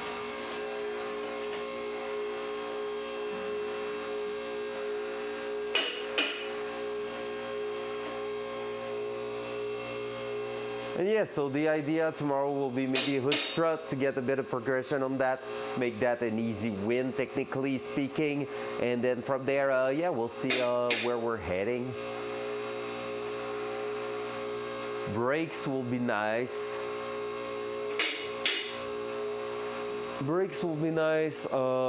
Then after that, it's all about small little things.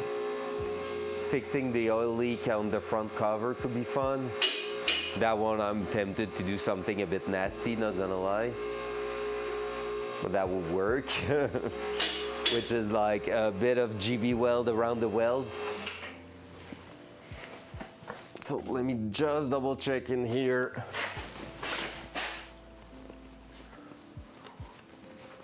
That were all Gucci.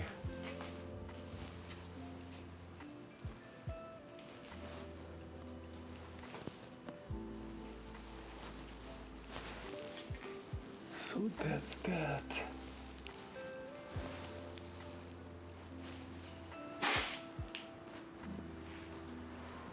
Yeah, the wires are all good.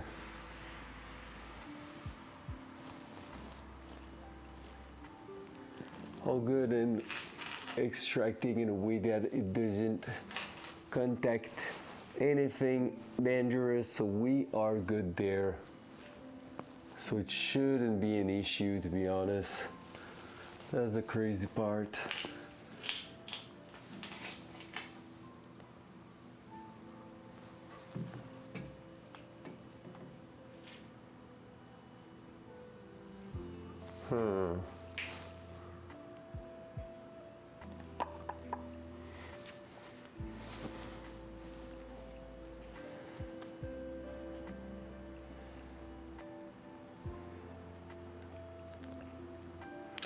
Right now, let me check back in the manual if this is something. Sensor power signal, yeah, power, ground, and signal in A. There. So right now we will be positioned like that. The ground is the middle pin for sure. All right, that's weird. I don't know what to think about it. I don't know what to think about it. It's gonna be a wrap up for today. I'm gonna go make some dinner and then I'm gonna make a bunch of research through the night because definitely there's something odd happening and I'm in no mood right now to overthink it on stream. So I'm gonna take a chill moment, going for a sweet, spicy dinner, and after that, well, guys, I'm gonna catch you tomorrow and hopefully brings you some good news. Or worst case, be like, hey, I have no clue, so we're gonna work on something else. But yeah, we're getting real close. I can't believe that we cannot make it happen. So that and brake system, we're gonna check both of them, make sure everything makes sense. But yeah, we're just gonna try to build up from where we're at right now and do the little troubleshooting. Maybe it's gonna be time. Kev told me just earlier, the Anarchy said he's ready to come down here to kick my ass, so I keep working on the car. Maybe it will be a moment where I could be like, hey dude, instead of coming in here to kick my ass, don't you want to come in here to do some work on the car with me? But yeah, I'll see how it's going from now. Like I said, it's my last full week I can work on the car, so I really just to keep focused on what we can actually improve really fast on and keep the small details for later on, like next week when I'm gonna be back at work. Because at this point, I'm not gonna lie, it might become a moment where for those small troubleshooting, I'm not always working on the car while I'm live. Like, you know, testing like one or two things on the brake or into the ECU isn't worth a stream if I'm just 15 minutes in here. So that's where we're gonna see where we're heading. But yeah, thank you so much again, guys, for being part of that journey with me. Not every day is a big win, but every day we put on the car is bringing us towards one, which is driving that freaking fast on the racetrack. So I'm gonna catch you tomorrow. Big love, everyone. Have a good evening. 07. Bye.